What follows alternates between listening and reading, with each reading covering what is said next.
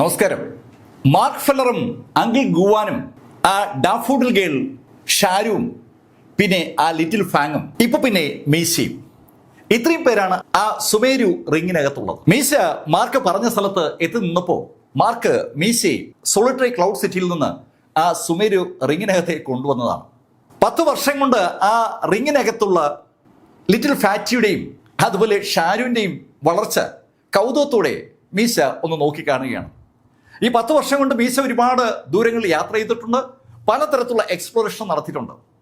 മീശ കൗതുകത്തോടെ മാർക്കിന്റെ ആക്ടിവിറ്റീസ് ഒന്ന് വീക്ഷിക്കുകയാണ്. മാർക്ക് ധ്യാനത്തിൽ ഇരുന്നുകൊണ്ട് മാർക്കിന്റെ ആ ഡാമേജ്ഡ് സോളിനെ ശരിയാക്കാനുള്ള ഒരു ശ്രമത്തിലാണ്. അങ്കിൾ ഗുവാനും മീശയും ലേശ കൗതുകത്തോടെ മാർക്കിന്റെ ആ പ്രവൃത്തികൾ അങ്ങനെ നോക്കിയിരിക്കുമ്പോൾ മാർക്കിന്റെ ബോഡിയിൽ ഒരു വിറയൽ ഉണ്ടാകുന്നത് അവർക്ക് വളരെ വളരെ വ്യക്തമായി കാണാൻ പറ്റുന്നുണ്ട്. ശരിക്കും മാർക്കിന്റെ മുഖഭാവവും മാർക്കിന്റെ ഒരു ആകെയുള്ള ബോഡി ലാംഗ്വേജും അങ്ങ് മാറുകയാണ്. ഈ സമയത്ത് മാർക്കിന്റെ ഉള്ളിൽ ഡിവൈൻ സെൻസിൽ ഒരു ചെറിയ യുദ്ധം സ്റ്റാർട്ട് ചെയ്തിരിക്കുകയാണ്. മാർക്കിന്റെ ഡിവൈൻ സെൻസിനകത്ത് ഒരു സുവർണ രൂപമുണ്ട്. മാർക്കിന്റെ തന്നെ പ്രതിരൂപമെന്ന് വിളിക്കാൻ കഴിയുന്ന ആ സുവർണ രൂപത്തിന് നേരെ എതിരെ ഒരു കറുത്ത രൂപം പതുക്കെ പതുക്കെ ഡെവലപ്പായി വരികയാണ്. മാർക്കിന്റെ ആ സോൾ ടോർമെന്റിങ് ടെക്നിക്ക് നെതർ വേൾഡുമായി ബന്ധിപ്പിച്ചുള്ളതാണ്. നെതർ വേൾഡ് എന്ന് പറഞ്ഞാൽ പാതാളം അല്ലെങ്കിൽ സാത്താന്റെ സ്ഥലം. മാർക്ക് ഫെല്ലർ ആ സൗത്ത് പ്രൊവിൻസിലെ ഒരു സ്ത്രീയുടെ അടുത്തു നിന്നാണ് ആ ടെക്നിക്ക് പഠിച്ചത്. ആത്മാക്കളെ വലിച്ചെടുക്കാനുള്ള ഒരു ടെക്നിക്കാണത്. ആ ആത്മാക്കളെ വലിച്ചെടുക്കാനുള്ള ടെക്നിക്ക് പ്രാക്ടീസ് ചെയ്താണ് മാർക്ക് ഫെല്ലർ യഥാർത്ഥത്തിൽ അന്ന് മാർക്കിന്റെ ആ ഇന്നർ കോറിനുണ്ടായ ഡാമേജ് പരിഹരിച്ചത്. ആ ഇന്നർ കോറ് ഡാമേജ് പരിഹരിക്കാനായി മാർക്ക് ഇഷ്ടംപോലെ ഇന്നർ കോറുകൾ കഴിക്കുകയും ചെയ്തു. ആ കൂട്ടത്തിൽ ഡിവൈൻ സെൻസുകളുടെ വൻതോതിലുള്ള അബ്സോർപ്ഷനും മാർക്ക് നടത്തിയിരുന്നു. ഒരുപാട് ആളുകളുടെ ഡിവൈൻ സെൻസ് മാർക്ക് ആ ടെക്നിക്ക് ഉപയോഗിച്ച് വലിച്ചെടുത്തിരുന്നു. അങ്ങനെ വലിച്ചെടുക്കുമ്പോഴാണ് ഒരു തവണ ജൂവും മാർക്കും കൂടി ഡീമൺ ഹണ്ടിങ് പാർക്കിന് വേണ്ടി ഒരു ഹണ്ടിങ് ആക്ടിവിറ്റി നടത്തുമ്പോൾ ഒരു വീടിന്റെ പുറകിൽ നിന്ന് ഒരു ടിൻ നിറയെ ഡിവൈൻ സെൻസുകൾ മാർക്കിന് കിട്ടുന്നത്. ആ ഡിവൈൻ സെൻസുകൾ കഴിച്ച മാർക്കിന്റെ ആ ഡിവൈൻ സെൻസിലുള്ള കേടുപാടുകൾ മുഴുവൻ മാറ്റിയിരുന്നു. പക്ഷെ ആ ആക്ടിവിറ്റി മാർക്കിൽ ശരിക്കും ഒരു കുഴപ്പം സൃഷ്ടിച്ചു. ആ കുഴപ്പത്തെ മാർക്ക് അതിജീവിച്ചത് പ്യുവർ ഹാർട്ട് സൂത്രം ഉപയോഗിച്ചാണ്.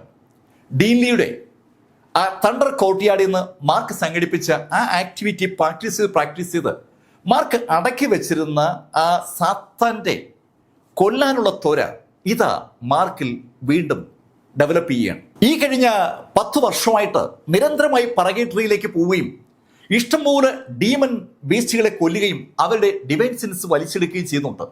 അതോടൊപ്പം ഇന്നർ കോറുകളും മാർക്ക് അതുപയോഗിച്ചാണ് കൾട്ടിവേഷൻ നടത്തുന്നത്. മാർക്കിന്റെ കൾട്ടിവേഷൻ പതുക്കെ പതുക്കെ മുന്നോട്ട് പോകുന്തോറും മാർക്കിന്റെ ശക്തി കൂടിയെങ്കിലും ഈ കൊല്ലാനുള്ള പ്രവണത മാർക്കിൽ അങ്ങ് കൂടിക്കൂടി വരികയാണ്.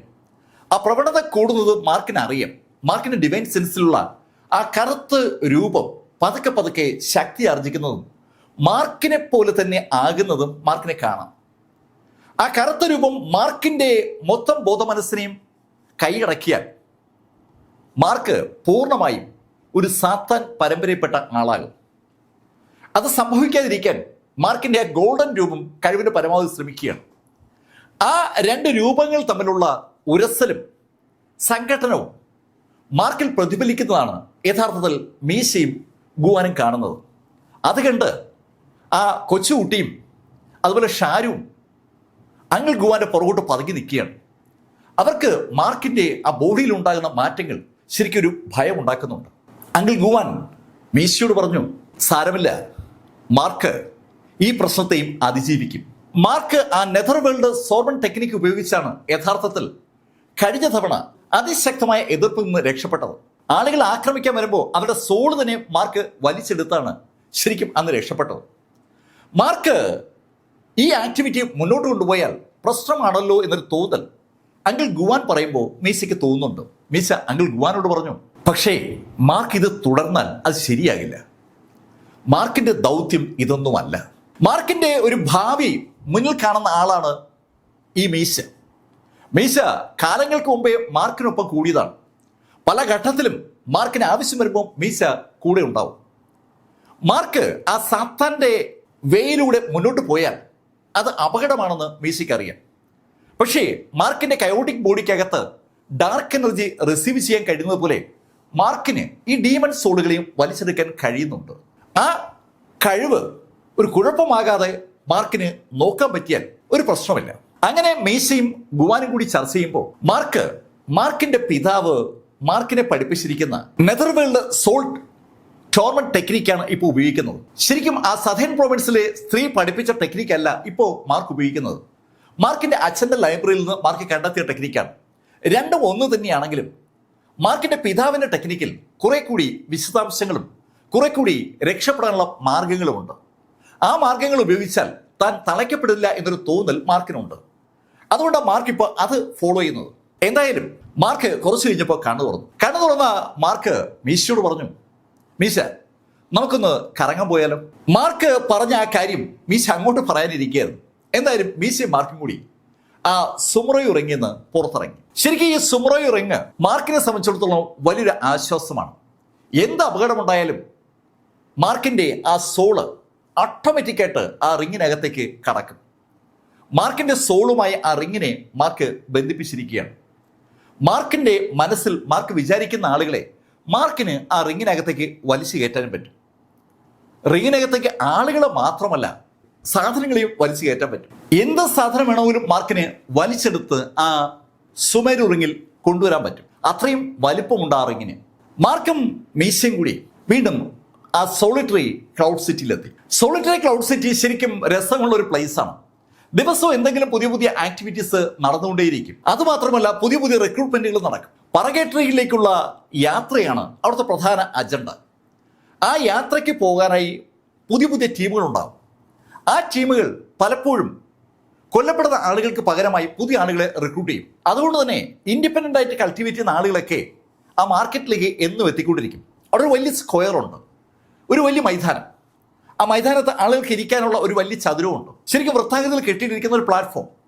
ആ പ്ലാറ്റ്ഫോമിൽ ഇൻഡിപെൻഡന്റ് കൾട്ടിവേറ്റേഴ്സ് അവിടെ വന്ന് ഇരിക്കുമ്പോഴായിരിക്കും ആരെങ്കിലും എതിരെയുള്ള സ്റ്റാളുകളുടെ അടുത്ത് നിന്ന് അനൗൺസ്മെന്റ് നടത്തുക. മാർക്ക് ഫെല്ലർ അവിടെ എത്തുമ്പോൾ അത്തരത്തിൽ ഒരു പരിപാടി മാർക്ക് കണ്ടു. ഒരു സ്റ്റാളിന്റെ അടുത്ത് ഒരു ബോർഡ് വെച്ചിട്ടുണ്ട്. 7th ലെവൽ പറഗേറ്ററിയിലേക്ക് പോകാൻ ആഗ്രഹിക്കുന്നവർക്ക് ആ സ്റ്റാളിനകത്തേക്ക് കടന്നു വരാം. അത്ര മാത്രമേ ആ ബോർഡിലുള്ളൂ. ആ ബോർഡിലെ വാചകം വായിച്ച അവിടെയുള്ള ആ ഇൻഡിപെൻഡൻ്റ് ആയിട്ട് കൾട്ടിവേറ്റ് ചെയ്യുന്ന ആളുകൾ പലരും ആ സ്റ്റാളിനടുത്തേക്ക് നീങ്ങി. സ്റ്റാളിനടുത്തേക്ക് നീങ്ങിയ ആളുകൾ ആ സ്റ്റോളിനകത്തേക്ക് കടക്കാൻ ശ്രമിച്ചപ്പോൾ അവർക്ക് അങ്ങോട്ട് പറ്റുന്നില്ല. ഒരു ബാരിയർ അവിടെ ഉണ്ട്. ശരിക്കും ഈ സോളിറ്ററി ക്ലൗഡ് സിറ്റിക്കകത്ത് സ്പിരിച്വൽ എനർജി ഉപയോഗിക്കാൻ പറ്റില്ല.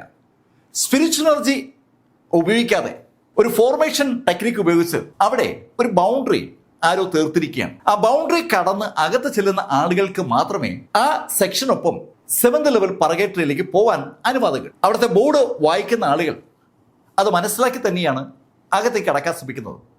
മാർക്ക് നോക്കി നിൽക്കുമ്പോൾ ഒരു ചെറുപ്പക്കാരൻ അവിടെ എത്തി അതിശക്തമായി ഒരൊറ്റ ഇടി. നല്ല കരുത്തുള്ള ചെറുപ്പക്കാരനാണ് അങ്ങനെ ഇടിച്ചത്.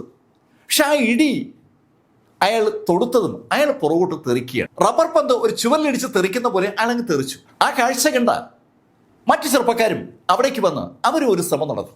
ഏകദേശം ഒരു 5-6 ചെറുപ്പക്കാർ അങ്ങനെ ശ്രമിച്ചിട്ടും ഒരു രക്ഷയില്ല. ആ സമയത്താണ് സുമുഖനായ മറ്റു ചെറുപ്പക്കാർ അവിടെ എത്തിയത്. അവൻ അവിടെ താഴെ വീണ് കിടന്ന ചെറുപ്പക്കാരെ നോക്കിയിട്ട് അവരോട് പറഞ്ഞു, ഛേ, നിങ്ങളൊക്കെ വെറും ചവറുകൾ. ഈ ഫോർമേഷൻ തകർക്കാൻ ഇതൊന്നുമല്ല മാർഗം. അങ്ങനെ പറഞ്ഞിട്ട് അവൻ കയ്യിൽ നനയ്ക്കതും അവൻ്റെ കയ്യിൽ ഒരു വില്ല് വന്നു. ആ വില്ലിലേക്ക് അവനൊരു അമ്പ് തൊടുത്തു. അവൻ ആ ഫോർമേഷൻ തകർക്കാൻ പോവുകയാണ്. അവൻ ആ അമ്പ് ആ ബാരിയർ ലക്ഷ്യമാക്കി അയച്ചതും സകലൊരു പ്രതീക്ഷയോടെ ആ ബാരിയറിലേക്ക് നോക്കുകയാണ്. അയാൾ നല്ല ശക്തനാണെന്നും അയാൾക്ക് ഈ ബാരിയർ ഒന്നും ഒരു വിഷയമല്ലെന്നും വ്യക്തമാക്കുന്ന ശൈലിയിലുള്ള ഒരു പ്രകടനമാണ് അയാൾ നടത്തുന്നത്. കൃത്യമായിട്ടും ആ അമ്പ് അവിടെ തറച്ച് ഒന്ന് അകത്തോട്ട് കയറി. ശരിക്കും ആ അമ്പ് അകത്തോട്ട് കയറുമ്പോൾ അകത്തോട്ട് ഒരു പ്രതലം വലിയുന്നത് പോലെ ആളുകൾക്കൊക്കെ തോന്നുകയും ചെയ്തു.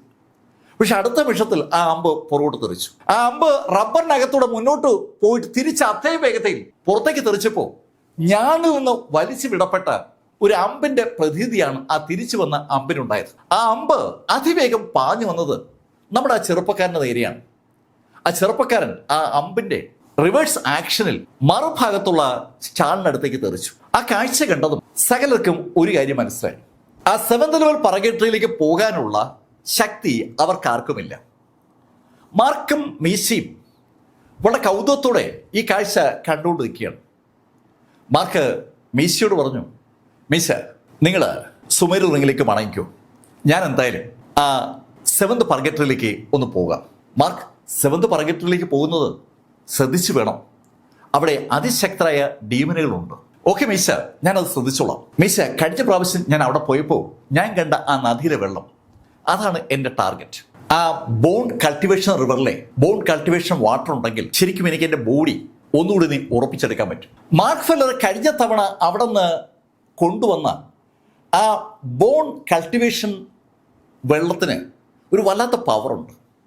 മാർക്ക് ആദ്യം കൈ ആ വെള്ളത്തിലേക്ക് ഇട്ടപ്പോൾ മാർക്കിൻ്റെ കൈ കത്തിപ്പോയതാണ്, അതങ്ങ് വെന്ത് വെണ്ണീറായതാണ്. പക്ഷെ മാർക്ക് ആ സമയത്ത് ആ nether world soul tormenting technique ഉപയോഗിച്ചതും മാർക്കിന് ആ വെള്ളം ഒരു വിഷയമേ അല്ലാതായി മാറി. ആ വെള്ളം ഉപയോഗിച്ചതോടുകൂടി മാർക്കിൻ്റെ ബോഡി വീണ്ടും ശക്തമായി മാറുകയാണ് ഉണ്ടായത്. ആ വെള്ളത്തിന് ചെറിയ അളവാണ് അന്ന് മാർക്കിന് കിട്ടിയത്. മാർക്കിന് ആ സമയത്ത് അവിടെ പിടിച്ചേക്കാൻ പറ്റുമായിരുന്നില്ല. അതിശക്തരായ ഡീമനുകൾ മാർക്കിനെ അറ്റാക്ക് ചെയ്യാൻ വന്നതുകൊണ്ട് മാർക്ക് അവിടെ നിന്ന് അന്ന് ഓടി രക്ഷപ്പെട്ടതാണ്. 7th ലെവൽ പറഗേറ്ററിയിലേക്കുള്ള യാത്ര എങ്ങനെ നടത്താമെന്ന് മാർക്ക് ആലോചിച്ചുകൊണ്ടിരിക്കുമ്പോഴാണ് ഇപ്പോൾ ദാ ഇങ്ങനെ ഒരു സംവിധാനം മാർക്ക് കാണുന്നത്. മാർക്ക് മീശയെ സുമേരു റിങ്ങിലേക്ക് സെൻഡ് ചെയ്ത് കഴിഞ്ഞതും ആ സ്റ്റാളിലേക്കൊന്ന് നോക്കിയിട്ട് മാർക്ക് ആ സ്റ്റാളിനടുത്തേക്ക് നടന്നു വന്നു. നേരത്തെ ഒരുപാട് ചെറുപ്പക്കാർ ആ സ്റ്റാളിനകത്തേക്ക് കയറാൻ ശ്രമിച്ച് പരാജയപ്പെട്ട് അവിടെയൊക്കെ തങ്ങി നിൽപ്പുണ്ട്. അവരൊക്കെ മാർക്കിനെ കണ്ടു. മാർക്ക് ഫെല്ലർ ഇപ്പോൾ പലർക്കും അറിയാം. അവർ കൗതുകത്തോടെ മാർക്ക് ആ സ്റ്റാളിനകത്ത് കയറുമോ ഇല്ലയെന്ന് അറിയാൻ വേണ്ടി അങ്ങനെ നോക്കി നിൽക്കുമ്പോൾ മാർക്ക് ഫെല്ലർ ആ സ്റ്റാളിന് ചുറ്റും ഒന്ന് നോക്കി. അതിനുശേഷം ആ സ്റ്റാളിൻ്റെ ഒരു മൂലയിൽ വന്നിട്ട് മാർക്ക് 2 കൈയും അങ്ങനെ പിടിച്ചിട്ട് ഇടത്തോട്ടും വലത്തോട്ടും നീക്കുന്നത് ആളുകളുടെ ശ്രദ്ധയപ്പെട്ടു. എന്താണ് സംഭവിക്കുന്നതെന്ന് അവർക്ക് വ്യക്തമായി മനസ്സിലാകും മുമ്പ് മാർക്ക് ഫെല്ലർ ആ സ്റ്റാളിനകത്തേക്ക് കടക്കുകയും ചെയ്തു. മാർക്ക് ആ ഫോർമേഷനെ 2ആയി വലിച്ചു മാറ്റി അകത്തേക്ക് കടന്നതാണ്. മാർക്ക് ഫെല്ലർ അകത്തേക്ക് കടന്നു വന്നപ്പോൾ അവിടെ ഒരു യുവതി ചമ്രമണിച്ചിരിക്കുകയാണ്. അവള് അകത്തേക്ക് കടന്നു വരുന്ന മാർക്കിനെ കണ്ട് അത്ഭുതത്തോടെ മാർക്കിനെ നോക്കി. ഏയ്, താങ്കൾ കൊള്ളാമല്ലോ, ഫിസിക്കൽ ബോഡി ഉപയോഗിച്ച് എൻ്റെ ഫോർമേഷൻ തകർത്തിരിക്കുകയാണ്. ഏയ് സുന്ദരി, അങ്ങനെ പറയാതെ, നിങ്ങളുടെ ഈ ഫോർമേഷൻ അത്ര ശക്തമൊന്നുമല്ല, അതുകൊണ്ടല്ലേ എനിക്ക് ഈസിയായിട്ട് അകത്തേക്ക് വരാൻ പറ്റിയത്. മാർക്ക് ഫെല്ലർ അങ്ങനെ പറഞ്ഞതും ആ യുവതി എണീറ്റു. അവള് മാർക്കിനും നോക്കി. ഓക്കെ, നിങ്ങളുടെ ഫിസിക്കൽ ബോഡിക്ക് ശക്തി ഉണ്ടോ എന്ന് ഞാനൊന്ന് നോക്കട്ടെ. അങ്ങനെ പറഞ്ഞിട്ട് അവൾ കൈ ഒന്ന് അനക്കിയതും ആ ഫോർമേഷനകത്ത് അവള് അമ്പരപ്പിക്കുന്ന വേഗതയിൽ കുറേയേറെ ഫോർമേഷനുകൾ ഉണ്ടാക്കി. സ്പിരിച്വൽ എനർജി ഒട്ടുമേ ഉപയോഗിക്കാൻ പറ്റാത്ത ഒരു പ്ലേസിൽ സ്പിരിച്വൽ എനർജിയോട് കിടപിടിക്കത്തക്ക ശൈലിയിലുള്ള അടിപൊളി ഫോർമേഷനുകളാണ് തുടർച്ചയായി ആ പെൺകുട്ടി സൃഷ്ടിച്ചത്. ആ ഫോർമേഷനുകൾ ഫ്ലവേഴ്സിന്റെ രൂപത്തിലാണ് ഉണ്ടായത്. ശരിക്കും ആ ഫ്ലവറുകൾ അങ്ങനെ ഫോർമേഷൻ വഴി ഉണ്ടാക്കണമെങ്കിൽ അതിനെക്കുറിച്ച് നല്ല ധാരണ വേണം, ശരിക്കും നല്ല സ്കില്ല് വേണം. ആ പെൺകുട്ടി അതേ വേഗത്തിലാണ് ആ ഫ്ലവേഴ്സ് സൃഷ്ടിച്ചത്. ആ ഫ്ലവേഴ്സ് മാർക്കിന്റെ ബോഡിയിലേക്ക് ഇടിച്ചു കയറിയതും മാർക്ക് കൈകെട്ടി അങ്ങനെ നിൽക്കുകയാണ്. ആ ഫ്ലവറുകളെ തടയാൻ മാർക്ക് ശ്രമിച്ചതേയില്ല. ആ ഫ്ലവേഴ്സ് മാർക്കിന്റെ ബോഡിയിൽ ഇടിച്ച് താഴെ വീണതും ആ യുവതി ചിരിച്ചുകൊണ്ട് മാർക്കിനോട് പറഞ്ഞു, ഹേയ് സുഹൃത്തെ, എന്താ നിങ്ങളുടെ പേര്? എൻ്റെ പേര് മാർക്ക് ഫെല്ലർ എന്നാണ്. ഓ മാർക്ക് ഫെല്ലർ, എനിക്കറിയാം, ഞങ്ങളുടെ സെക്ഷൻ നിങ്ങളെക്കുറിച്ച് ഒരുപാട് പറയുന്നത് ഞാൻ കേട്ടിട്ടുണ്ട്. നിങ്ങളുടെ സെക്ഷനോ? അത് ഏതാ സെക്ഷൻ? മാർക്ക്, ഞാൻ ബ്ലഡ് സെക്ഷനിലെ ഒരു അംഗമാണ്. എൻ്റെ പേര് പിയാവോ എന്നാണ്. പിയാവോ റൂയോ യൂൻ എന്ന ആ ലേഡി മാർക്കിനെ ഒന്ന് തല മുതൽ കാൽപാദം വരെ ഒന്ന് സ്കാൻ ചെയ്തു. അതിനുശേഷം അവൾ മാർക്കിനോട് പറഞ്ഞു, മാർക്ക്, 7th ലെവലിലേക്ക് പോകാനായിട്ടാണ് നിങ്ങൾ അകത്തേക്ക് വന്നത്. ശരിക്കും എനിക്ക് അവിടെ അനവധി ഡീമൺ വേസ്റ്റുകളെ നേരിടേണ്ടതുണ്ട്. ആ ഡീമൺ വേസ്റ്റുകൾ വല്ലാത്ത കപ്പാസിറ്റി ഉള്ളതാണ്. മാർക്ക്, നിനക്ക് എന്നോടൊപ്പം വരാൻ ഭയമൊന്നുമില്ലല്ലോ? ഹേയ്, ഞാൻ എന്തിനും ഭയക്കണം? ഞാൻ ഭയക്കുന്നത് ഒരു സിമ്പിൾ കാര്യമാണ്, പിന്നിൽ നിന്നുള്ള കുത്ത്, അത് മാത്രമാണ് എനിക്ക് പേടിയുള്ളത്. മാർക്ക്, അക്കാര്യത്തിൽ ഭയക്കേണ്ട, ഞാൻ ഒരിക്കലും മാർക്കിനെ ചതിക്കത്തില്ല. മാർക്കിന് പറഗേറ്ററിയിൽ അനുഭവപ്പെട്ടിട്ടുള്ളതൊക്കെ ചതിയാണ്. ആ പെൺകുട്ടി മാർക്കിനോട് തീർത്തു പറഞ്ഞതും ആ കാര്യമാണ്. ഒരു കാരണവശാലും അവൾ ചതിക്കത്തില്ല. എന്തായാലും മാർക്ക് പിയാവോയ്ക്കൊപ്പം പോകാമെന്ന് തീരുമാനിച്ചു. മാർക്കും പിയാവും കൂടി ആ ഫോർമേഷൻ്റെ പുറത്തെത്തുമ്പോൾ അവിടെ 3 ആളുകൾ നിൽക്കുകയാണ്. അതിൽ 2 പേർ ചെറുപ്പക്കാരും ഒരാൾ ലേശ സീനിയറുമാണ്. ആ 3 ടീം പിയാവോട് ചോദിച്ചു, ഏയ് പിയാവോ, നീ എന്താ ഞങ്ങളെ കൂട്ടാതെ വേറെ ആളുകളെ നിന്റെ ആക്ടിവിറ്റിക്ക് തിരഞ്ഞെടുത്തത്? ഏയ്, എൻ്റെ ആക്ടിവിറ്റിക്ക് ഞാൻ ആരെ കൂട്ടണമെന്നുള്ളത് ഞാനാ തീരുമാനിക്കുന്നത്. നിങ്ങളും എനിക്കൊപ്പം എൻ്റെ സെക്ഷനിലുള്ള ആളുകളാണ്, അതെനിക്കറിയാം. പക്ഷേ നിങ്ങളെ കൂടെ കൂട്ടാൻ എനിക്കൊരു താല്പര്യവുമില്ല. ബ്ലഡ് സെക്ഷനിലെ ആളുകൾ ഉണ്ടായിട്ടും അവരെ ആരെയും കൂടെ കൂട്ടാതെ ഒരു സ്വതന്ത്ര കൾട്ടിവേറ്ററായ മാർക്ക് ഫെല്ലറെ പിയാവോ കൂടെ കൂട്ടിയതിൽ ആ 3 ടീമിന് ഒരു അസംതൃപ്തിയുണ്ട്. അവര് പിയാവോട് ഒന്നും മിണ്ടിയില്ല. പിയാവും മാർക്കും ഉടൻ തന്നെ അവിടെ നിന്ന് ആ പർഗേറ്ററിയിലേക്ക് തിരിച്ചു. പർഗേറ്ററിയിലെ ആദ്യത്തെ ലെവലുകളൊക്കെ മാർക്കിനിപ്പോൾ നിഷ്പ്രയാസം കടന്നു പോകാൻ പറ്റും. ആദ്യത്തെ തവണ മാർക്ക് ചെല്ലുമ്പോൾ അനുഭവപ്പെട്ടിരുന്ന ആ ഒരു ബുദ്ധിമുട്ടൊന്നും മാർക്കിനിപ്പോൾ ഫീൽ ചെയ്യത്തില്ല. മാർക്കിന്റെ ശക്തി വർദ്ധിച്ചിരിക്കുകയാണ്. മാർക്ക് ഇപ്പോൾ ട്രൂ സൈന്റിന്റെ 3rd ലെവലിന്റെ പീക്കിലാണ്. മാർക്ക് ഫെല്ലറും ആ പിയാവും കൂടി അതിവേഗമാണ് മുന്നേറുന്നത്. 1st level, 2nd level, 3rd level, 4th level, 5th level. അവർ പെട്ടെന്ന് 6th ലെവലിലെത്തി. ഇതിനിടയിൽ അതിശക്തരായ ഡീമനുകൾ പലതും അവർക്കടുകിലേക്ക് വന്നെങ്കിലും ആ പിയാവോയുടെ ഒരു ശക്തി ആ ഡീമനുകളെ അവരിൽ നിന്ന് ദൂരേക്ക് തെറിപ്പിച്ചു എന്ന് പറയാം. പിയാവോയ്ക്ക് ആളുകളുടെ ആത്മാവിനെ നിയന്ത്രിക്കാനുള്ള ഒരു ശേഷിയുണ്ട്. അവളുടെ ആ സോൾ കൺട്രോളിംഗ് പവർ അവള് പുറത്തെടുക്കുന്നതോടുകൂടി അവരുടെ അടുത്തേക്ക് ആക്രമണത്തിന് വരുന്ന മിക്കവാറും ഡീമൺ ബീസ്റ്റുകൾ ഇരുഭാഗത്തേക്ക് ഓടി മറയും. മാർക്ക് വളരെ കൗതുകത്തോടെയാണ് പിയാവോയുടെ ആ ടെക്നിക്ക് വീക്ഷിച്ചുകൊണ്ടിരിക്കുന്നത്. എന്തായാലും അവര് അവസാനം ആ 7th ലെവൽ പർഗേറ്ററിക്ക് അകത്തേക്ക് എത്തി. അവിടെ എത്തുമ്പോൾ തന്നെ ശക്തരായ ഡീമനുകളുടെ ഇന്റേണൽ എനർജി മാർക്കിനും പിയാവോയ്ക്കും ഒരുപോലെ അനുഭവപ്പെടുന്നുണ്ട്. പക്ഷെ വളരെ ലിമിറ്റഡ് എണ്ണമാണ് ആദ്യം അവർക്ക് അനുഭവപ്പെട്ടത്. മാർക്ക് പിയാവോട് ചോദിച്ചു, ഇവിടെ അങ്ങനെ അധികം ഡീമനുകളൊന്നും ഇല്ലേ? മാർക്ക്, അവ നമ്മളെപ്പോലെ തന്നെ ശക്തരായ ഡിവൈൻ സെൻസ് ഉള്ളവരാണ്. അവര് ചിലപ്പോൾ മറന്നിരുന്ന് നമ്മളെ വീക്ഷിക്കാവും. മാർക്ക്, അവർ മാത്രമല്ല, നമ്മളെപ്പോലെ മറ്റ് കൾട്ടിവേറ്റേഴ്സും 7th ലെവലിലേക്ക് കടക്കും. പർഗേറ്ററി വളരെ വിശാലമായ ഒരു വനമാണ്. ആ വനത്തിൽ പല ഭാഗത്തുകൂടിയും ആളുകൾ ഉള്ളിലേക്ക് കടക്കും. മാർക്കും പിയാവും കടന്ന ഭാഗത്തായിരിക്കണമെന്നില്ല മറ്റുള്ള ആളുകൾ കടക്കുന്നത്. പക്ഷേ 7th ലെവലിലേക്ക് എത്തുമ്പോൾ ആരെങ്കിലുമൊക്കെ പരസ്പരം കണ്ടുമുട്ടും. മാർക്കിന് നേരത്തെ പല തവണ പർഗേറ്ററി വെച്ച് അങ്ങനെ അനുഭവം ഉണ്ടായിട്ടുണ്ട്. മാർക്ക് ഒറ്റയ്ക്ക് അകത്തേക്ക് ചെല്ലുമ്പോൾ ചില സമയത്ത് വൻ ആൾക്കൂട്ടം തന്നെ ചില ലെവലുകളിൽ മാർക്ക് കാണാറുണ്ട്. അതുപോലെ ഈ 7th ലെവലിലും വേട്ടയാടാൻ വരുന്ന ആളുകളെ കണ്ടേക്കുമെന്നുള്ള ഒരു ഫീല് മാർക്കിനുണ്ട്. മാർക്ക് ശ്രദ്ധിച്ച് ചുറ്റും ഒന്ന് നിരീക്ഷിക്കുമ്പോൾ പിയാവോ മാർക്കിനോട് പറഞ്ഞു, മാർക്ക്, നമ്മുടെ ഇടതുവശത്ത് ഒരു ഡീമനുണ്ട്. അവൻ്റെ ശക്തി നമ്മൾ ഇതുവരെ കണ്ട ഏത് ഡീമനേക്കാളും കൂടുതലാണ്. Be careful. പിയാവോ അങ്ങനെ പറഞ്ഞിട്ട് വളരെ ശ്രദ്ധിച്ച് ആ ഇടത് ഭാഗത്തുള്ള വനത്തിനകത്തേക്ക് കടന്നു. അവിടെ വനത്തിന്റെ രൂപവും ഭാവവും ഒക്കെ അങ്ങ് മാറുന്നുണ്ട്. ഇടതൂർന്ന മരങ്ങൾ അവിടെ ഇഷ്ടംപോലെ കാണാം.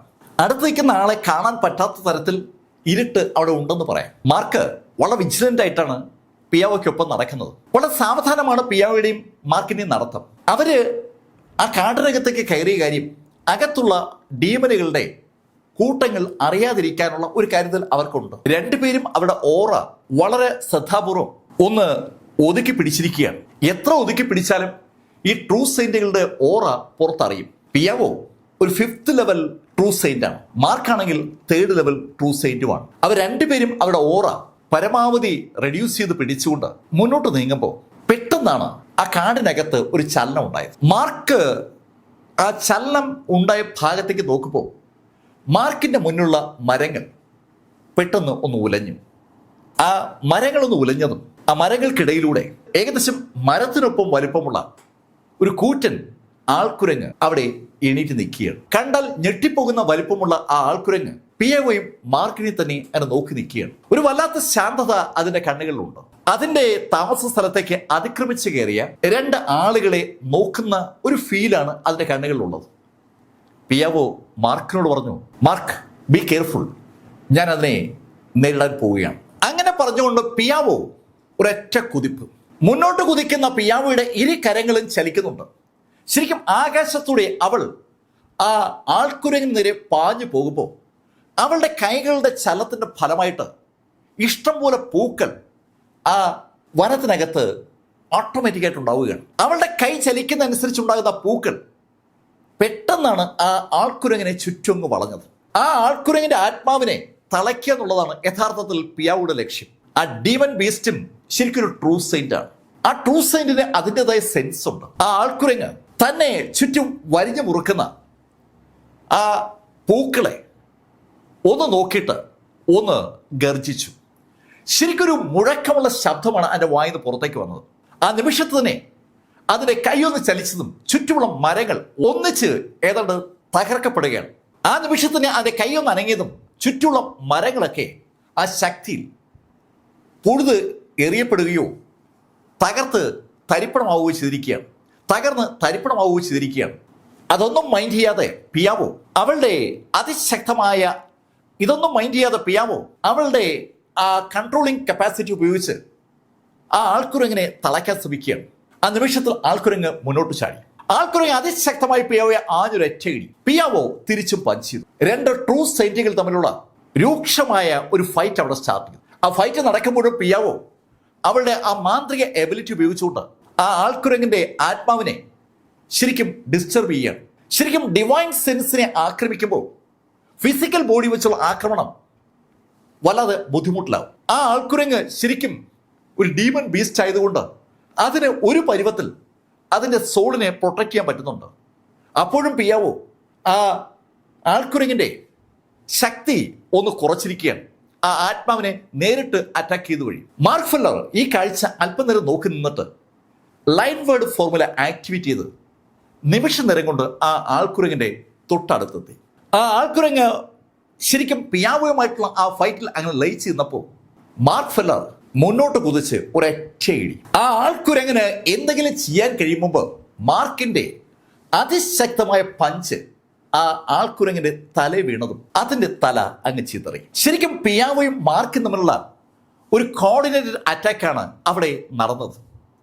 ഇടിയേറ്റ് തകർന്ന തല ആ തല തകർന്നതും ആ ആൾക്കുരങ്ങിന്റെ ഇന്നർ കോറുകളും ഡിവൈൻ സെൻസുകളും മാർക്ക് അതിവേഗം വലിച്ചെടുത്തു. പിയാവോയ്ക്ക് വേണ്ടത് ഇന്നർ കോറുകളാണ്. ആ നിമിഷം തന്നെ ആ ആൾക്കുരങ്ങിന്റെ ഇന്നർ കോർ മാർക്ക് പിയാവോയ്ക്ക് ഹാൻഡ് ഓവർ ചെയ്തു. ഡിവൈൻ സെൻസ് മാർക്കിന്റെ നിലവറയിലേക്ക് മാറി. ആ കോമ്പിനേഷൻ മാർക്കിന്റെ സമയോചിതമായ ഇടപെടൽ പിയാവോയ്ക്ക് അങ്ങ് ഇഷ്ടപ്പെട്ടു. മാർക്ക്, നീ ശരിക്കും റൈറ്റ് ടൈമിൽ ആക്ട് ചെയ്തത്. ഞാൻ ഈ ശൈലിയിൽ ഡീമനുകളെ തളയ്ക്കാം. ആ സമയത്ത് നീ അവരെ കൊല്ലണം. അത് ഒരു നല്ല കോമ്പിനേഷനായി മാറി. എതിരാളിയായ ഡീമൺ ബെസ്റ്റിന്റെ ഡിവൈൻ സെൻസിനെയാണ് ശരിക്കും പിയാവോ ടാർഗറ്റ് ചെയ്യുക. ഡിവൈൻ സെൻസ് ഉലയുമ്പോൾ ഫിസിക്കൽ ബോഡിക്ക് വേണ്ടത്ര ശക്തി പ്രകടിപ്പിക്കാൻ പറ്റാതെ വരും. ആ സമയത്ത് മാർക്ക് ഫെല്ലർ ലൈറ്റ്നിങ് വേഗതയിൽ ശൂന്യതയിൽ ആ ഡീമൺ ബെസ്റ്റ് അടുത്ത് പ്രത്യക്ഷപ്പെടുകയും അതിനെ അങ്ങ് അവസാനിപ്പിക്കുകയും ചെയ്യും. ഈ ഒരു സംഭവമാണ് നടക്കുന്നത്. ശരിക്കും അന്ന് വൈകുന്നേരം ആയപ്പോൾ തന്നെ ഏകദേശം 1 ഡസനോളം ഡീമൺ ബീസ്റ്റുകളെ കൊലപ്പെടുത്താനും അവരുടെ ഇന്നർ കോർ സംഘടിപ്പിക്കാനും പിയാവോയ്ക്കും മാർക്കിനും പറ്റി. മാർക്ക് പക്ഷേ വന്നിരിക്കുന്നത് ഈ ഡീമൺ ബീസ്റ്റുകളെ കൊല്ലാനല്ല. മാർക്കിന്റെ ലക്ഷ്യം ആ കറുത്ത നദിയിലെ ആ വെള്ളമാണ്, ബോൺ കൾട്ടിവേഷൻ വാട്ടർ. ശരിക്കും മാർക്കിന്റെ ശരീരത്തിലെ എല്ലുകളെ കൂടുതൽ ശക്തമാക്കാൻ കപ്പാസിറ്റിയുള്ള ആ വെള്ളം തേടിയാണ് മാർക്ക് എത്തിയിരിക്കുന്നത്. മാർക്കും പിയാവോയും ആ വെള്ളമുള്ള ഭാഗത്തേക്ക് നീങ്ങിക്കൊണ്ടിരിക്കുകയാണ്. മാർക്കിന് അറിയാം ആ വെള്ളം ഏത് ഭാഗത്താണ് ഉള്ളതെന്ന്. അങ്ങ് ദൂരെ കാണുന്ന മലയിൽ നിന്ന് ഇഷ്ടംപോലെ നദികൾ ഒലിച്ചിറങ്ങുന്നുണ്ട്. ആ നദികളിലെ വെള്ളത്തിൻ്റെ നിറം കറുപ്പാണ്.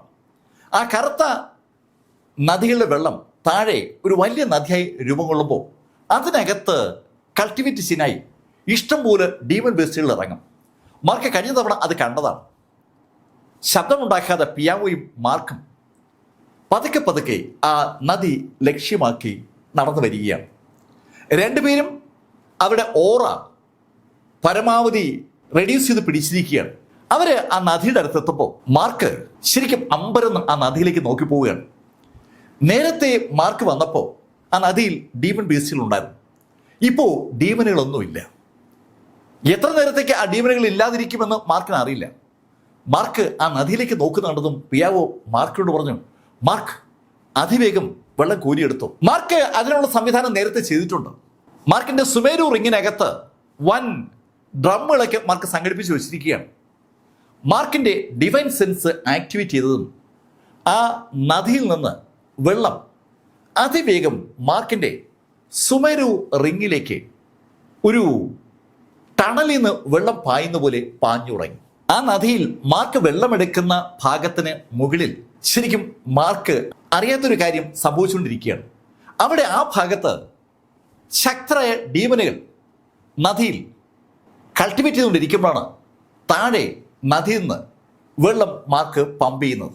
ഈ സമയത്ത് സുമേരു റിങ്ങിനകത്ത് സാക്ഷാൽ മീശയും അങ്കിൾ ഗുവാനും ഒക്കെ ആ കാഴ്ച കാണുകയാണ്. അവരുടെ അടുത്തുള്ള ആ റിങ്ങിനകത്തേക്ക് കറുത്ത നിറത്തിൽ വെള്ളം വന്ന് പമ്പ് ചെയ്തുകൊണ്ടിരിക്കുകയാണ്. മാർക്കിന്റെ ഡിവൈൻ സെൻസ് ഉപയോഗിച്ച് ആ ആക്ടിവിറ്റി നിയന്ത്രിക്കുകയാണ്. ആ കറുത്ത വെള്ളം ആ സുമേരു റിങ്ങിനകത്ത് അങ്ങനെ നിറയുമ്പോൾ ഒരു വല്ലാത്ത പ്രഷർ ശരിക്കും അമ്പരിപ്പിക്കുന്ന ശൈലിയിൽ ആ സുമേരു റിങ്ങിനകത്തും അനുഭവപ്പെടുകയാണ്. ഷാരുവും ആ ലിറ്റിൽ ഫാറ്റിയൊക്കെ ആ കാഴ്ച കാണുന്നുണ്ട്. അവർ ഭയന്ന് പുറകോട്ട് മാറി. ഡീമനുകൾ മാത്രം ഉപയോഗിക്കുന്ന വെള്ളമാണ് ആ സുമേരു റിങ്ങിനകത്തേക്ക് മാർക്ക് നിറച്ചുകൊണ്ടിരിക്കുന്നത്. മാർക്ക് ആ ആക്ടിവിറ്റിയിൽ അങ്ങനെ മുഴുകി നിൽക്കുമ്പോൾ പിയാവോയുടെ ശബ്ദം മാർക്ക് കേട്ടു. മാർക്കോ! പിയാവോ അത് പറയുമ്പോൾ മാർക്കിന്റെ കൺകോണിലൂടെ മാർക്ക് ആ കാഴ്ച കണ്ടു. ഒരു കൂറ്റൻ ആൾക്കുരങ്ങ് മാർക്കിനെ തന്നെ നോക്കി ഏതാനും അടി പുറകെ നിൽക്കുകയാണ്. ആ ആൾക്കുരങ്ങിനെ വിശ്വസിക്കാൻ പറ്റുന്നില്ല. അവരുടെ സാമ്രാജ്യത്തു നിന്ന് ഒരു മനുഷ്യൻ ഇതാ വെള്ളം കോരിയെടുക്കുകയാണ്.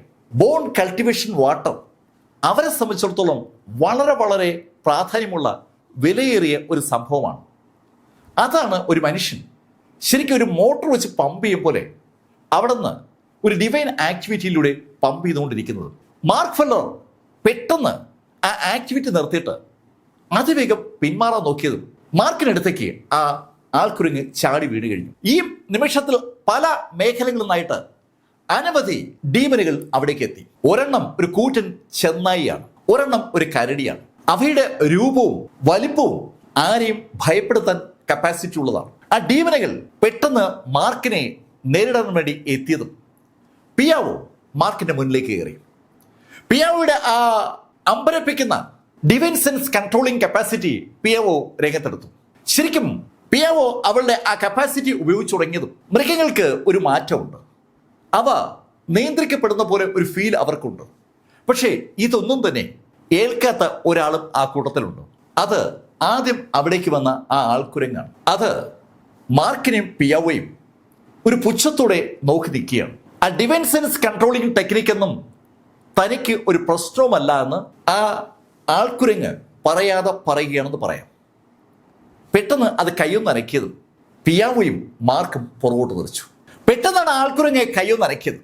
ആ നിമിഷത്തിൽ പിയാവോയുടെ ആ ടെക്നിക്ക് മുഴുവൻ ബ്രേക്കായി. പക്ഷെ പിയാവോ ഒരു അൺബിലീവബിൾ ലേഡിയാണ്. അവളുടെ കപ്പാസിറ്റി ആ ആൾക്കുരങ്ങും സംവിധാനങ്ങളും വിചാരിക്കുന്നതിനേക്കാൾ അപ്പുറത്താണ്. തെറിച്ചു വീണ അവൾ പെട്ടെന്ന് അവളുടെ കൈ ഒരു പ്രത്യേക രീതിയിൽ ഒന്ന് കറക്കി. ആ നിമിഷത്തിൽ അവളുടെ മുന്നിൽ വെളുത്ത നിറത്തിലുള്ള ഒരു കണ്ണാടി പ്രത്യക്ഷപ്പെട്ടു. ഒരു കൂറ്റൻ കണ്ണാടി.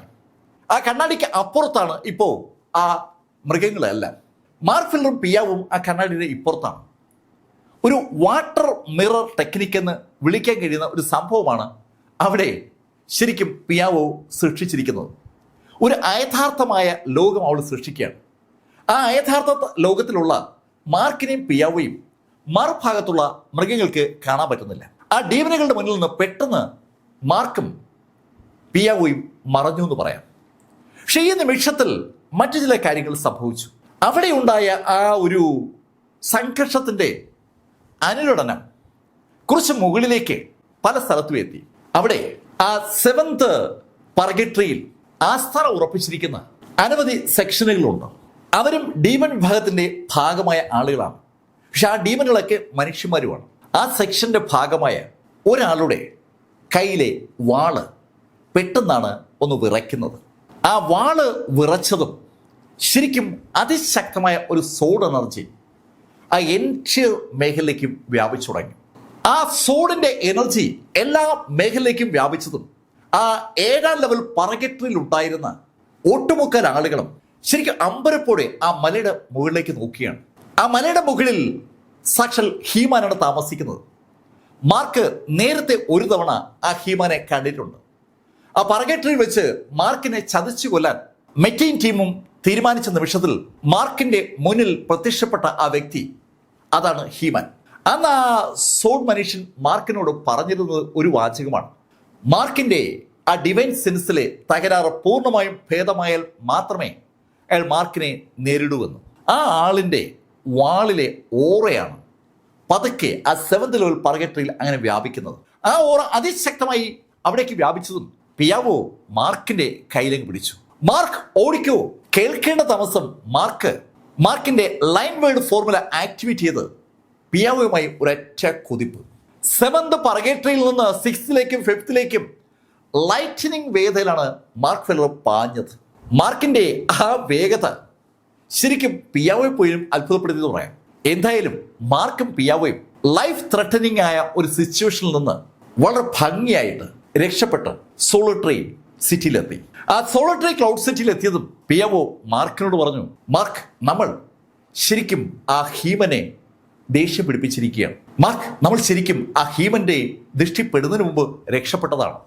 പിയാവോ, ഈ ഹീമൻ ആളെങ്ങനെയാ? മാർക്ക്, അവൻ യഥാർത്ഥത്തിൽ ഹോളി റീജിയനിൽ നിന്നുള്ള ഒരു ഔട്ട്കാസ്റ്റാണ്.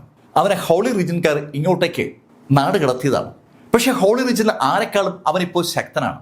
എന്നിട്ടും അവൻ ഹോളി റീജിയനിലേക്ക് മടങ്ങിപ്പോയിട്ടില്ല. ഇപ്പൊ അവൻ ഇവിടുത്തെ രാജാവിനെ പോലെയാണ്.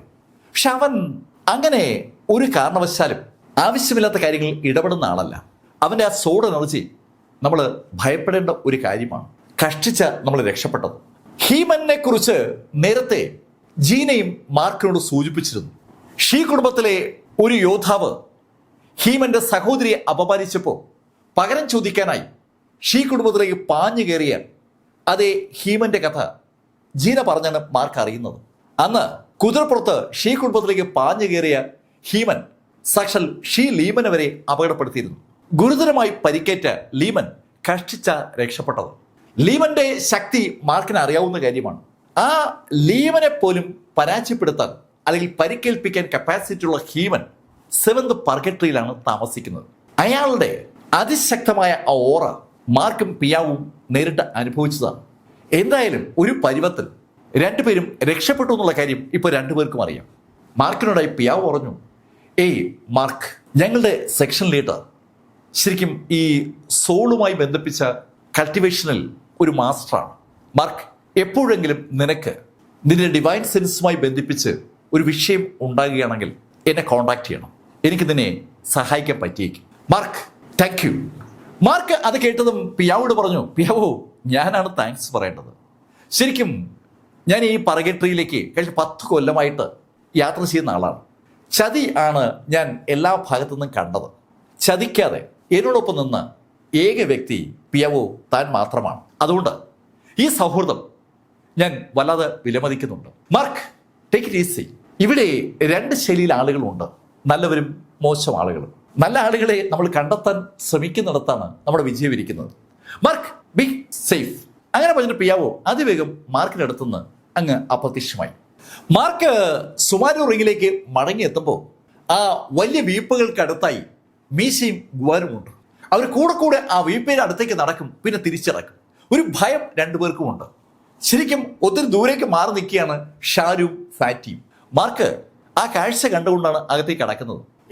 മാർക്ക്, നീ ഇത് എന്താ കൊണ്ടുവന്നിരിക്കുന്നത്? അങ്ങനെ മീശ ചോദിച്ചതും മാർക്ക് മീശയോട് പറഞ്ഞു, മീശ, ഇതാണ് ബോൺ കൾട്ടിവേഷൻ വാട്ടർ. ഈ വെള്ളം ഉപയോഗിച്ചാൽ നമുക്ക് വളരെ ഈസി ആയിട്ട് നമ്മുടെ ബോഡിയെ ശക്തിപ്പെടുത്താൻ പറ്റും. മാർക്ക്, നീ അപകടമൊന്നും കാണിക്കരുത്. ഇത് ആ ഡീമനുകൾ മാത്രം ഉപയോഗിക്കുന്ന വെള്ളമാണ്. ആ ബോൺ കൾട്ടിവേഷൻ നദിയിലെ വെള്ളം മനുഷ്യരാരും ഉപയോഗിച്ചതായി ഞാൻ കേട്ടിട്ടില്ല. മീശ, ഞാൻ കഴിഞ്ഞ തവണ കുറച്ച് ഉപയോഗിച്ചതാണ്. അത് ശരിക്കും ഗുണപ്പെടും. ഞാൻ എന്തായാലും ഈ വെള്ളത്തിൽ ഒന്ന് മുങ്ങി നോക്കട്ടെ.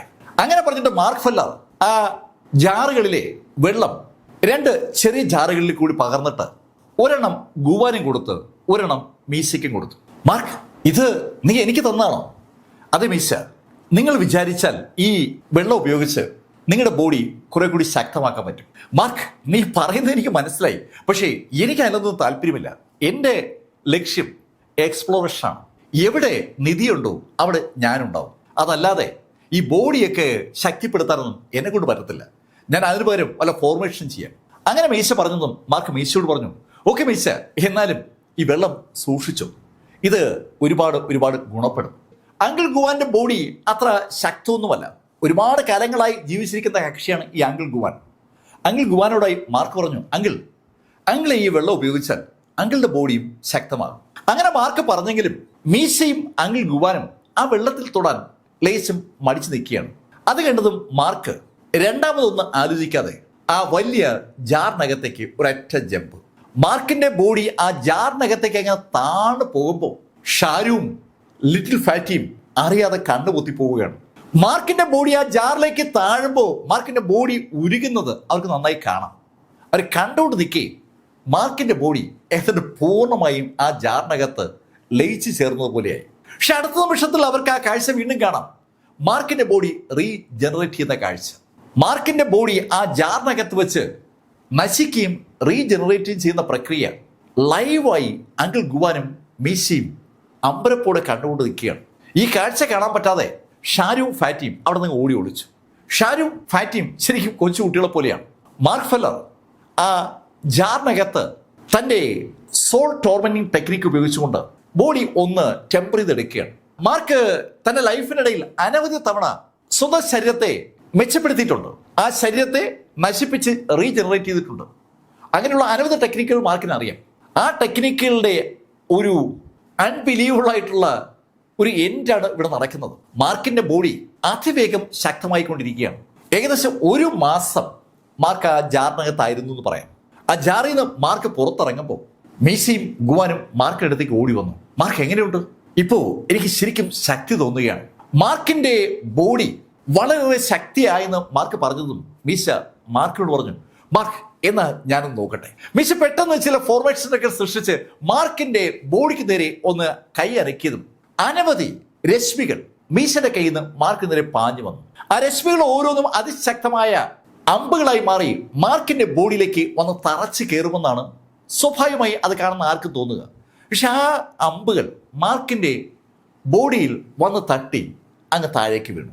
അവ ഒരു കുഞ്ഞു പോറൽ പോലും മാർക്കിന്റെ ബോഡിയിൽ ഉണ്ടാക്കിയില്ല. അത് കണ്ടത് മീശ ഓടി വന്ന് മാർക്കിനെ കെട്ടിപ്പിടിക്കുകയാണ്. മാർക്ക്, നിന്റെ ബോഡി ശരിക്കും ശക്തമായിരിക്കുകയാണ്. ഞാൻ നിന്റെ ബോഡിയിലേക്ക് അയച്ചത് സാധാരണഗതിയിൽ ഒരു 5th ലെവൽ ട്രൂ സെയിന്റിന് പോലും തടുക്കാൻ പറ്റാത്ത അമ്പുകളാണ്. മാർക്ക്, നീ വെറും 3rd ലെവലാണ്. എന്നിട്ടും നിന്റെ ബോഡിക്ക് അത് തടുക്കാൻ പറ്റിയെങ്കിൽ നിന്റെ ബോഡി വളരെ ശക്തമായിരിക്കുന്നു എന്നുള്ളൊരു ലക്ഷണമാണ്. മീശ അങ്ങനെ കുറെ കാര്യങ്ങളൊക്കെ പറഞ്ഞതും മാർക്ക് മീശയോട് പറഞ്ഞു, മീശ ഞാൻ ഒന്ന് കറങ്ങിയിട്ട് വരാം. അങ്ങനെ മാർക്ക് മീശയോട് പറഞ്ഞതും മീശയും മാർക്കും കൂടി അവിടെ നിന്ന് നേരെ എത്തിയത് വീണ്ടും ആ ടൗണിലേക്കാണ്. സോളിറ്ററി ക്ലൗഡ് സിറ്റിയിൽ മാർക്കറ്റിൽ എപ്പോഴും നല്ല തിരക്കാണ്. മാർക്ക് ഇപ്രാവശ്യം എത്തിയത് ഈ ആയുധങ്ങളൊക്കെ നന്നാക്കുന്ന ഒരു സ്ഥലത്താണ്. മാർക്കിന്റെ കയ്യിൽ ആ വെനറബിൾ 5th മൗണ്ടനും ഉണ്ട്, അതുപോലെ ഊജിയുടെ ഡ്രസ്സും ഉണ്ട്. അത് രണ്ടും കഴിഞ്ഞ തവണ ആ ഈവൽ ടെർമിനേറ്റർ മാർക്കിനെ ആക്രമിച്ചപ്പോൾ ശരിക്കും കേടുപാട് പറ്റിയിരിക്കുകയാണ്. ആ 5th മൗണ്ടനെയും അതുപോലെ ഊജിയുടെ ഡ്രസ്സിനെയും നന്നാക്കി എടുക്കാനുള്ള ഒരു ആഗ്രഹം മാർക്കിനുണ്ട്. മാർക്ക് അതുമായി എത്തിയത് ഒരു പൊക്കം കുറഞ്ഞ മനുഷ്യന്റെ അടുത്താണ്. ആ പൊക്കം കുറഞ്ഞ മനുഷ്യന്റെ മുന്നിലേക്ക് മാർക്ക് അത് രണ്ടും എടുത്തു വെച്ചു. സാധനങ്ങൾ കണ്ടതും ആ പൊക്കം കുറഞ്ഞ മനുഷ്യൻ പറഞ്ഞു, ഏയ് ഇത് അങ്ങനെ അങ്ങ് എളുപ്പം നന്നാക്കാനൊന്നും പറ്റില്ല. ഇത് നന്നാക്കണമെങ്കിൽ നല്ല ചെലവുണ്ട്. എത്ര ചെലവുണ്ട്? അത് ഒരു 100 സ്പിരിറ്റ് എസൻസിന്റെ ചെലവെങ്കിലും ഉണ്ട്. 100 സ്പിരിറ്റ് എസൻസോ? അതെ, 100 സ്പിരിറ്റ് എസൻസ് വേണം. അങ്ങനെ ആ പൊക്കം കുറഞ്ഞ മനുഷ്യൻ പറഞ്ഞതും മാർക്ക് 100 സ്പിരിറ്റ് എസൻസ് അയച്ചു കൊടുത്തു. മാർക്ക് വളരെ വിഷമിച്ചാണ് ആ സ്പിരിറ്റ് എസൻസ് എടുത്ത് കൊടുക്കുന്നതെന്ന് കണ്ട ആ പൊക്കം കുറഞ്ഞ ആള് പറഞ്ഞു, ഹേയ് മാർക്ക്, നീ വിഷമിക്കുന്നു വേണ്ട. ഈ 100 സ്പിരിറ്റ് എസൻസിന് പകരമായിട്ട് നിനക്ക് ഇവിടെയുള്ള ഏത് സാധനം വേണോ എടുക്കാം. ആ ഷോപ്പിനകത്ത് ഒരുപാട് ഡിവൈൻ ആർട്ടിഫാക്റ്റുകൾ ഉണ്ട്. മാർക്ക് കൗതുകപൂർവ്വം ആ ആർട്ടിഫാക്റ്റുകളും നോക്കി. ആ ആർട്ടിഫാക്റ്റുകളെ അങ്ങനെ നോക്കുന്ന സമയത്താണ് മാർക്കിന്റെ കണ്ണുകൾ അവിടെ അലക്ഷ്യമായി വെച്ചിരിക്കുന്ന തുള വീണ 2 ബൂട്ടുകളിൽ പതിഞ്ഞത്. അതവിടെ ആരും എടുക്കാതെ മാറ്റി വെച്ചിരിക്കുകയാണ്. മാർക്ക് ആ പൊക്കം കുറഞ്ഞ ആളോട് ചോദിച്ചു, ഇവിടെയുള്ള ഏത് വേണമെങ്കിലും എനിക്ക് എടുക്കാലോ? പിന്നെന്താ, ഏത് വേണമെങ്കിലും എടുക്കാം. അങ്ങനെ ആ പൊക്കം കുറഞ്ഞ ആൾ പറഞ്ഞതും മാർക്ക് പെട്ടെന്ന് ആ തുള വീണ ആ ബൂട്ടുകൾ കയ്യിലെടുത്തു. ആ ബൂട്ടുകൾ മാർക്ക് കയ്യിലെടുത്തതും ആ പൊക്കം കുറഞ്ഞ മനുഷ്യന്റെ മുഖം ഒന്ന് മങ്ങി. മാർക്ക്, അത് കൊള്ളൂല, അത് തുള വീണിരിക്കുകയാണ്. കുഴപ്പമില്ല, എനിക്കിത് മതി, തുള വീണ ബൂട്ട് എനിക്ക് ഭയങ്കര ഇഷ്ടമാണ്. അങ്ങനെ മാർക്ക് പറഞ്ഞു എന്ന് മാത്രമല്ല, മാർക്ക് ആ ബൂട്ട് എടുത്തങ്ങ് ധരിക്കുകയും ചെയ്തു. മാർക്ക് അതിവേഗം ആ ബൂട്ട് ധരിച്ചതും ആ മനുഷ്യന്റെ മുഖം പിന്നെയും വിളറി. മാർക്ക്, നീ എനിക്ക് ഈ എസൻസ് കോയിനൊന്നും തരണ്ട, ആ ബൂട്ട് തിരിച്ചതാ. നിങ്ങൾ ഏതെങ്കിലും ഒന്ന് എടുക്കാൻ എന്നോട് നിർബന്ധിച്ചുകൊണ്ടാണ് ഞാൻ ഇതെടുത്തത്. ഇത് എടുത്തപ്പോഴേ എനിക്ക് ഇതിനോട് ഭയങ്കര ഇഷ്ടം. ഞാൻ ഈ ബൂട്ട് ഒന്ന് ഉപയോഗിച്ച് നോക്കട്ടെ. അങ്ങനെ പറഞ്ഞുകൊണ്ട് മാർക്ക് ഒന്ന് ഓടി തുടങ്ങിയതും മാർക്കിന്റെ വേഗത അങ്ങ് വർദ്ധിച്ചു. മാർക്കിന് പോലും വിശ്വസിക്കാൻ പറ്റാത്ത ഒരു വേഗതയിലേക്ക് മാർക്ക് മാറുകയാണ്. വേഗത തനിക്ക് കൂടിയും തോന്നിയതും മാർക്കിന്റെ ലൈൻ വേർഡ് ഫോർമുല ആക്ടിവേറ്റ് ചെയ്തു. ആ ലൈൻ വേർഡ് ഫോർമുലയും കൂടി ആക്ടിവേറ്റ് ചെയ്തതും കണ്ണടച്ച് തുറക്കും മുമ്പേ മാർക്ക് ഏകദേശം 10 കിലോമീറ്റർ ദൂരത്തേക്ക് എത്തി. മാർക്ക് ആകാശത്തോടെ അങ്ങനെ പാഞ്ഞു പോകുമ്പോൾ ഒരു സോണിക് ബൂമിന്റെ ഒരു ഇഫക്റ്റ് ആണ് അനുഭവപ്പെടുന്നത്. മാർക്ക് പാഞ്ഞു പോയി കഴിയുമ്പോൾ പുറകിൽ നിന്ന് ശബ്ദം കേൾക്കും. താഴെ നിൽക്കുന്ന ആളുകളൊക്കെ അമ്പരപ്പോടെയാണ് ആ കാഴ്ച കണ്ടത്.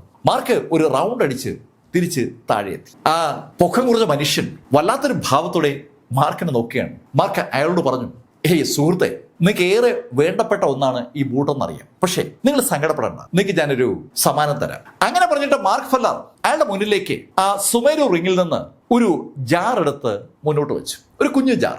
ആ ജാറിലെ കണ്ടന്റ് കണ്ട ആ പൊക്കം കുറഞ്ഞ മനുഷ്യന്റെ കണ്ണിങ്ങനെ തള്ളി വരികയാണ്. അയാളുടെ അമ്പരപ്പ് ആർക്കും വായിച്ചെടുക്കാം. അയാൾ മാർക്കിനോട് ചോദിച്ചു, മാർക്ക്, ഇത് ബോൺ കൾട്ടിവേഷൻ വെള്ളമല്ലേ? മാർക്ക്, ഇതാ 7th പർഗേറ്ററിയിലോ മാത്രമാണ് ഉള്ളത്. നീ ഇതെങ്ങനെ സംഘടിപ്പിച്ചു? മാസ്റ്റർ, അതൊക്കെ ഞാൻ സംഘടിപ്പിച്ചു.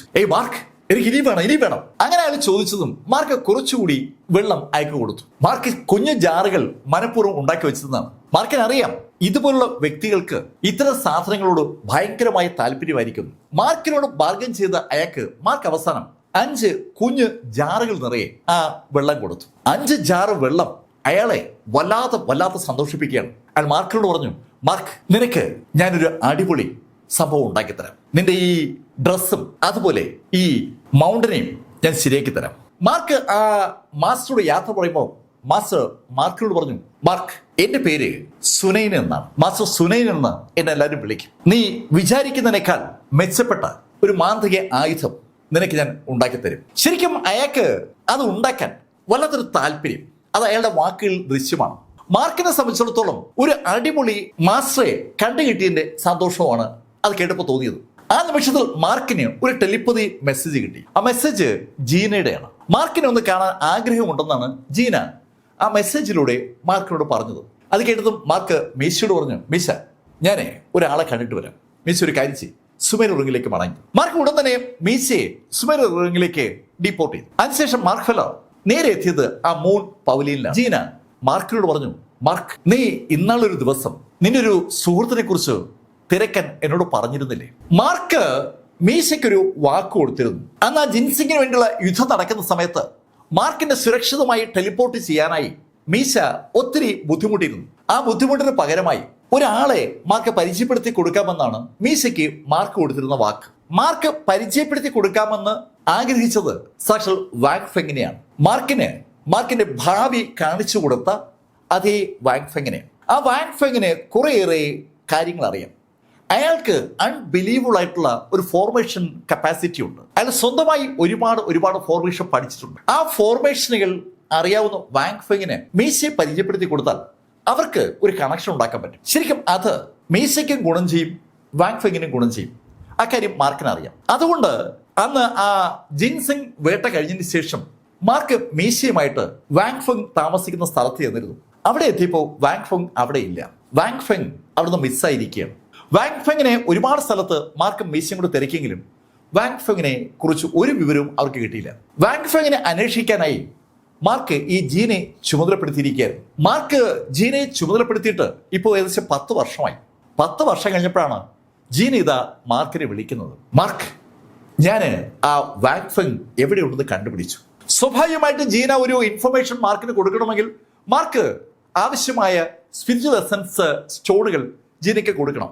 വിലപേശലൊക്കെ കഴിഞ്ഞു. അവൾക്ക് ആവശ്യമായ സ്റ്റോണുകളൊക്കെ മാർക്ക് കൊടുത്തു കഴിഞ്ഞതും ജീന മാർക്കിനോട് പറഞ്ഞു, മാർക്ക്, 7th പർഗേറ്ററിയിൽ വാങ് ഫെങ് ഉണ്ട്. 7th പർഗേറ്ററിയിലോ? അവനവിടെ എന്തെടുക്കുക? മാർക്ക്, അവനെ അവിടെ തടങ്കലിലിട്ടിരിക്കുകയാണ്. തടങ്കലിലോ? ആര്? മാർക്ക്. അത് ആ ബ്ലഡ് സെക്ഷൻകാരാണ്. ബ്ലഡ് സെക്ഷനോ? അതെ മാർക്ക്, നീ ഒരു സോഡ്മാന്റെ കയ്യിൽ നിന്ന് രക്ഷപ്പെട്ടത് ഓർമ്മയില്ലേ? ആ സോഡ്മാന്റെ സെക്ഷനാണ് ആ ബ്ലഡ് സെക്ഷൻ. അയാൾ മാത്രമല്ല, വേറെ ഒരുപാട് ആളുകൾ ആ സെക്ഷനിലുണ്ട്. നിനക്ക് ഓർമ്മയുണ്ടാവുമല്ലോ ആ ഈവിൾ ടെർമിനേറ്ററെ. ആ ഈവിൾ ടെർമിനേറ്ററും ആ ബ്ലഡ് സെക്ഷനിലെ ആളാണ്. ഈവിൾ ടെർമിനേറ്റർ, അതുപോലെ ആ സോഡ്മാൻ, അവരെല്ലാമുള്ള സെക്ഷനാണ് വാങ് ഫെങ്ങിനെ തടവിലിട്ടിരിക്കുന്നത്. അതിശക്തന്മാരുടെ ഒരു വലിയ വിങ്. അവരുടെ ആസ്ഥാനം 7th പർഗറ്ററിയാണ്. ജീന അവൾക്ക് അറിയാവുന്ന കാര്യങ്ങളൊക്കെ മാർക്കിനോട് പറഞ്ഞു. അല്ല ജീന, എന്തിനാ ഈ വാങ് ഫെങ്ങിനെ അവർ തടവിൽ പിടിച്ചത്? ഏയ് മാർക്ക്, ഈ വാങ് ഫെങ്ങിന് ഫോർമേഷനുകളെ കുറിച്ച് നല്ല ധാരണയാണ്. അവ വിചാരിച്ചാൽ ഫോർമേഷനുകളുടെ കേന്ദ്രബിന്ദു കണ്ടെത്താൻ പറ്റും. അവിടെ ആ 7th പർഗറ്ററിയിൽ ഇതുവരെ ആർക്കും ബ്രേക്ക് ചെയ്യാൻ പറ്റാത്ത ഒരു ഫോർമേഷൻ ഉണ്ട്. ആ ഫോർമേഷന്റെ വാതിൽ കണ്ടെത്താനാണ് വാങ് ഫെങ്ങിനെ അവർ പിടിച്ചുകൊണ്ട് പോയത്. കഴിഞ്ഞ 10 കൊല്ലമായി വാങ് ഫെങ്ങിനെ അവർ നിരന്തരം പീഡിപ്പിച്ചിട്ടും വാങ് ഫെങ് ആ വാതിൽ തുറന്നു കൊടുത്തിട്ടില്ല. എന്തായിരിക്കും ആ വാതിലിന് അപ്പുറത്തുള്ളത്? മാർക്ക് പെട്ടെന്ന് അറിയാതെ ചോദിച്ചു പോവുകയാണ്. മാർക്ക്, അതൊരു മിസ്റ്റിക് വേൾഡ് ആണെന്നാണ് ഞാൻ അറിഞ്ഞത്. കൂടുതൽ കാര്യങ്ങളൊന്നും എനിക്കറിയില്ല. 7th പർഗറ്ററിക്കകത്ത് ഒരു മിസ്റ്റിക് വേൾഡ് ഉണ്ട്. ആ മിസ്റ്റിക് വേൾഡിനകത്തേക്ക് കടക്കാനായിട്ട് ആ ബ്ലഡ് സെക്ഷൻകാർ പഠിച്ച പണി 18 നോക്കുകയാണ്. അപ്പോഴാണ് അവർ ഈ വാങ് ഫെങ്ങിനെ കുറിച്ച് അറിയുന്നത്. വാങ് ഫെങ് വിചാരിച്ചാൽ ആ മിസ്റ്റിക് വേൾഡിനകത്തേക്കുള്ള വാതിൽ കണ്ടെത്താനും തുറക്കാനും പറ്റും. പക്ഷേ വാങ് ഫെങ്ങിനെ അവര് കെട്ടിയിട്ട് പീഡിപ്പിച്ചിട്ടും വാങ് ഫെങ്ങിന് ആ വാതിൽ തുറക്കാൻ പറ്റിയിട്ടില്ല. അവൻ മനഃപൂർവ്വം തുറക്കാത്തതാണെന്നുള്ള ഒരു ധാരണയാണ് ബ്ലഡ് സെക്ഷൻ ഉള്ളത്. ജീനിൽ നിന്ന് വിവരങ്ങൾ അറിഞ്ഞ മാർക്ക് ഫെല്ലർ അതിവേഗം ആ മൂൺ പവലിയിൽ നിന്ന് പുറത്തിറങ്ങി. മൂൺ പവലിയിൽ നിന്ന് പുറത്തിറങ്ങിയ മാർക്ക് ഫെല്ലർ അധികം സമയം കളയാതെ മാർക്കിന്റെ ആ ബൂട്ട് ആക്ടിവേറ്റ് ചെയ്ത് ലൈൻ വീടും ആക്ടിവേറ്റ് ചെയ്ത് ഒരൊറ്റ കുതിപ്പ്. കണ്ണഞ്ചിക്കുന്ന വേഗതയിൽ മാർക്ക് ആ സോളിറ്ററി ക്ലൗഡ് സിറ്റി കടന്ന് പർഗറ്ററി ലക്ഷ്യമാക്കി നീങ്ങുകയാണ്. മാർക്കിന്റെ വേഗത സോളിറ്ററി ക്ലൗഡ് സിറ്റിക്ക് അപ്പുറത്ത് എത്തിയപ്പോൾ വൻതോതിൽ വർദ്ധിച്ചു. സോളിറ്ററി ക്ലൗഡ് സിറ്റിക്കകത്ത് മാർക്കിന് സ്പിരിച്വൽ എനർജി ഉപയോഗിക്കാൻ പറ്റില്ല. ആ സിറ്റി കഴിഞ്ഞതും മാർക്കിന്റെ സ്പിരിച്വൽ എനർജി കൂടി മാർക്ക് ഉപയോഗിച്ചു തുടങ്ങിയോടുകൂടി മിന്നൽ പായും പോലെ ആകാശത്തൂടെ മാർക്ക് ഇങ്ങനെ പാഞ്ഞു പോവുകയാണ്.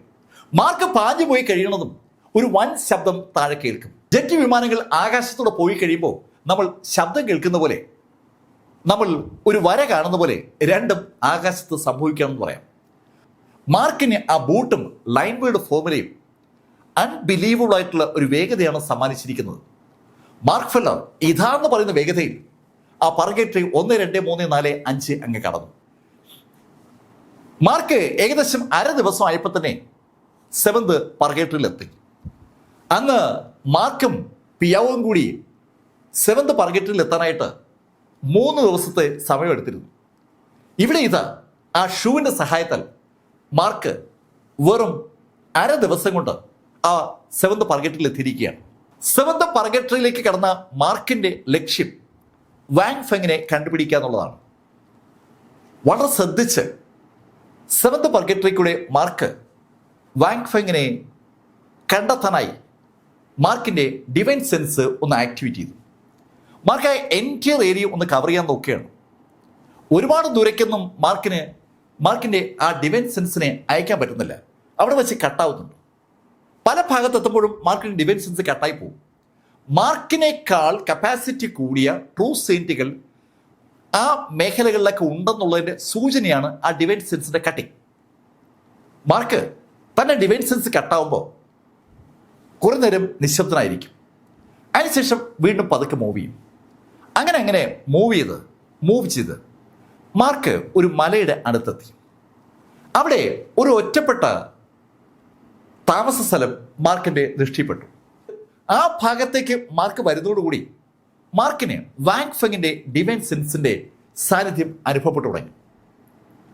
മാർക്കിന്റെ ഓറ നേരത്തെ തന്നെ വാങ് ഫെങ്ങിന്റെ ഓറ ഉൾക്കൊണ്ടിട്ടുണ്ട്. അതുകൊണ്ട് തന്നെ വാങ് ഫെങ്ങിന്റെ സാന്നിധ്യം കണ്ടെത്താൻ മാർക്കിന് അധികം ബുദ്ധിമുട്ട് പിന്നീട് ഉണ്ടായില്ല. മാർക്ക് സാവധാനം ആ ബിൽഡിങ്ങിനടുത്തേക്ക് വരുമ്പോൾ വാങ് ഫെങ് അവിടെ ചങ്ങലകളാൽ ബന്ധിക്കപ്പെട്ട രീതിയിൽ കിടക്കുന്നത് മാർക്ക് ദൂരെ കണ്ടു. വാങ് ഫെങ്ങിനെ ചങ്ങലെ ബന്ധിപ്പിച്ചിരിക്കുന്നത് 3 ആളുകളാണ്. ആ 3 ആളുകളിൽ ഒരാൾ ലേശ പ്രായമുള്ള വ്യക്തിയാണ്. ബാക്കി 2 പേർക്കും നല്ല പ്രായമുണ്ടെങ്കിലും മറ്റേയാളെ അപേക്ഷിച്ച് പ്രായം കുറവുണ്ട്. ആ പ്രായക്കുറവുള്ള ഒരാൾ വാങ് ഫെങ്ങിനെ ചൂണ്ടി അയാളോട് പറഞ്ഞു, ഏയ് വാങ്, നീ ഇനിയും പിടിച്ചു നിൽക്കാനാണ് ശ്രമിക്കുന്നതെങ്കിൽ ഞങ്ങൾക്ക് ക്ഷമിക്കുന്നതിന് ഒരു അതിരുണ്ടെന്നുള്ള കാര്യം നീ ഓർക്കണം. നിന്നെ ഇനിയും വെച്ചുകൊണ്ടിരിക്കുന്നതിൽ അർത്ഥമില്ല. നീ വിചാരിച്ചാൽ ആ മിസ്റ്റിക് വേൾഡിലേക്കുള്ള വാതിൽ കണ്ടുപിടിക്കാൻ ഒരു ബുദ്ധിമുട്ടുമില്ല എന്ന് ഞങ്ങൾക്കറിയാം. നീ മനഃപൂർവ്വം ഞങ്ങളെ കബളിപ്പിക്കുന്നതാണ്. അങ്ങനെ അയാൾ വാങ് ഫെങ്ങിനോട് പറഞ്ഞിട്ട് ആ ചങ്ങലയൊന്ന് തൊട്ടതും വാങ് ഫെങ്ങിന്റെ പുറത്തുള്ള ചങ്ങലകളെല്ലാം ഒന്ന് വലിഞ്ഞു മുറുകി. അയാൾ ഒരു ചങ്ങലയും തട്ടിയതേ ഉള്ളൂ. വാങ്ങിനെ ബന്ധിപ്പിച്ചിരുന്ന എല്ലാ ചങ്ങലകളും പെട്ടെന്ന് വലിയുമ്പോൾ വാങ്ങിന്റെ ബോഡിയിലുള്ള ആ കൊളുത്തുകളും അങ്ങ് വലിയാണ്. ഒരു ചങ്ങല തട്ടിയാൽ തന്നെ എല്ലാ കൊളുത്തും ആക്ടിവേറ്റ് ആവും. ആ ചങ്ങലകൾ വാങ്ങിനെങ്ങനെ വലിച്ചെടുക്കുമ്പോൾ വാങ് വേദന കൊണ്ട് പൊളയുകയാണ്. മാർക്ക് ഫെല്ലർ ആ കാഴ്ച കണ്ടു. മാർക്ക് ആ നിമിഷത്തിൽ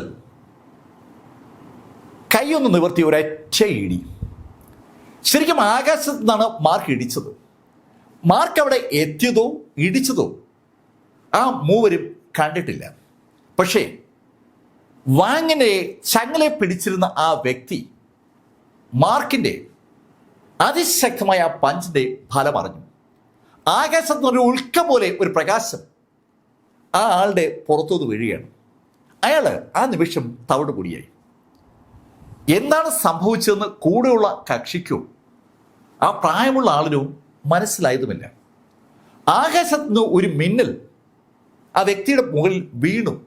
അങ്ങനെ ഒരു തോന്നലാണ് ആൾക്കാർക്ക് ഉണ്ടായത്. പക്ഷേ ഇടി വെട്ടുന്ന ശബ്ദം അവർ കേട്ടതുമില്ല. അമ്പരപ്പോടെ മുകളിലേക്ക് നോക്കുമ്പോൾ മുകളിൽ നിന്ന് ഒരാൾ താഴേക്ക് പാഞ്ഞിറങ്ങുകയാണ്. മാർക്ക് ഫെല്ലർ അവരുടെ മുന്നിൽ പ്രത്യക്ഷപ്പെട്ടു. മാർക്ക് അവരുടെ മുന്നിൽ പ്രത്യക്ഷപ്പെട്ടതും മാർക്കിന്റെ വലത് കൈ ഒന്ന് ചലിച്ചു. ആ നിമിഷത്തിൽ വാങ്ങിനെ കെട്ടിയിരുന്ന സകല ചങ്ങലകളും ചറപറ തകർന്നു. വാങ് ഒരു വല്ലാത്ത അവസ്ഥയിലാണ്. ശരിക്കും എണീറ്റ് നിൽക്കാൻ പോലും അയാൾക്ക് പറ്റുന്നില്ല. മാർക്ക് ഫെല്ലർ പെട്ടെന്ന് വാങ്ങിനെ തൻ്റെ ഇടത് കൈയിലേക്ക് ചേർത്ത് പിടിച്ചു. ഈ നിമിഷത്തിൽ മാർക്കിനെ തന്നെ അങ്ങനെ നോക്കി നിൽക്കുകയാണ് ആ പ്രായമുള്ള മനുഷ്യനും കൂടുള്ള വ്യക്തിയും. അവർക്കങ്ങോട്ട് വിശ്വസിക്കാൻ പറ്റുന്നില്ല. അവരുടെ സാമ്രാജ്യത്തിൽ ഒരാൾ കയറുക, അവരുടെ തടവിലുള്ള ആളെ രക്ഷിക്കുക, ഇത് രണ്ടും സംഭവമല്ലാത്ത കാര്യമാണ്. അത് സംഭവിച്ചതിൻ്റെ ഒരു അമ്പരപ്പാണ് അവരുടെ മുഖത്തുള്ളത്. ഞെട്ടലൊന്നുമല്ല, ഒരു മറ്റെന്തോ ഭാവമാണ് അവർക്കുള്ളത്. ആ പ്രായമുള്ള മനുഷ്യൻ മാർക്കിനോട് ചോദിച്ചു, ഏയ് ആരാ നീ? മാർക്ക് അതിന് ഉത്തരമായി അയാളോട് പറഞ്ഞു, നിന്റെ കാലൻ. മാർക്കിന്റെ ആ ആൻസർ ആ പ്രായമുള്ള ആളുടെ കൂടെയുള്ള ചെറുപ്പക്കാരനെ വല്ലാതങ്ങ് ദേഷ്യം പിടിപ്പിച്ചു. അയാൾ കൈയൊന്ന് ഉയർത്തിയതും അയാളുടെ കയ്യിൽ ഒരു ശൂലം പോലുള്ള സംഭവം പ്രത്യക്ഷപ്പെട്ടു. 3 മുനകളുള്ള ആയുധം അയാളുടെ കൈ വന്നതും അയാൾ ആകാശത്തേക്ക് ചാടി ഉയർന്ന് ആകാശത്തിന് ഒരൊറ്റ കുതിപ്പ് ആ ആയുധമായി. ആ മുന മാർക്കിന് നേരെ അങ്ങനെ പാഞ്ഞു വരികയാണ്. മാർക്ക് ഫെല്ലർ വാങ്ങിനെ ഇടതുവശത്തേക്കൊന്ന് മാറ്റിയിട്ട് തറയിൽ നിന്നുകൊണ്ട് തന്നെ ഒരൊറ്റ ഇടി. മാർക്കിന്റെ അതിശക്തമായ പഞ്ച് ആ തൃശ്ശൂലത്തിന് നേരെ തറയിൽ നിന്ന് മുകളിലോട്ട് പൊങ്ങുകയാണ്. അതേസമയത്ത് മുകളിൽ നിന്ന് പ്രകാശവുമായിട്ട് ആ തൃശ്ശൂലം താഴേക്ക് വരികയാണ്. കണ്ണഞ്ചിക്കുന്ന ആ തൃശ്ശൂലത്തിന്റെ പ്രകാശവും മാർക്ക് ഫെല്ലറുടെ സുവർണ പ്രകാശവും ഒന്ന് കൂട്ടിമുട്ടിയതും ആ തൃശ്ശൂലം പിടിച്ചിരുന്ന വ്യക്തിയുടെ തൃശ്ശൂല കഷ്ണങ്ങളായി ചിതറി. ആ വ്യക്തിയും പുറകോട്ട് തെറിച്ചു. ഈ കാഴ്ച കണ്ടുകൊണ്ട് നിശ്ചലനായി നിൽക്കുകയാണ് ആ പ്രായമുള്ള മനുഷ്യൻ. അയാൾക്ക് വിശ്വസിക്കാനാവുന്നില്ല ഈ കാഴ്ചകളൊന്നും.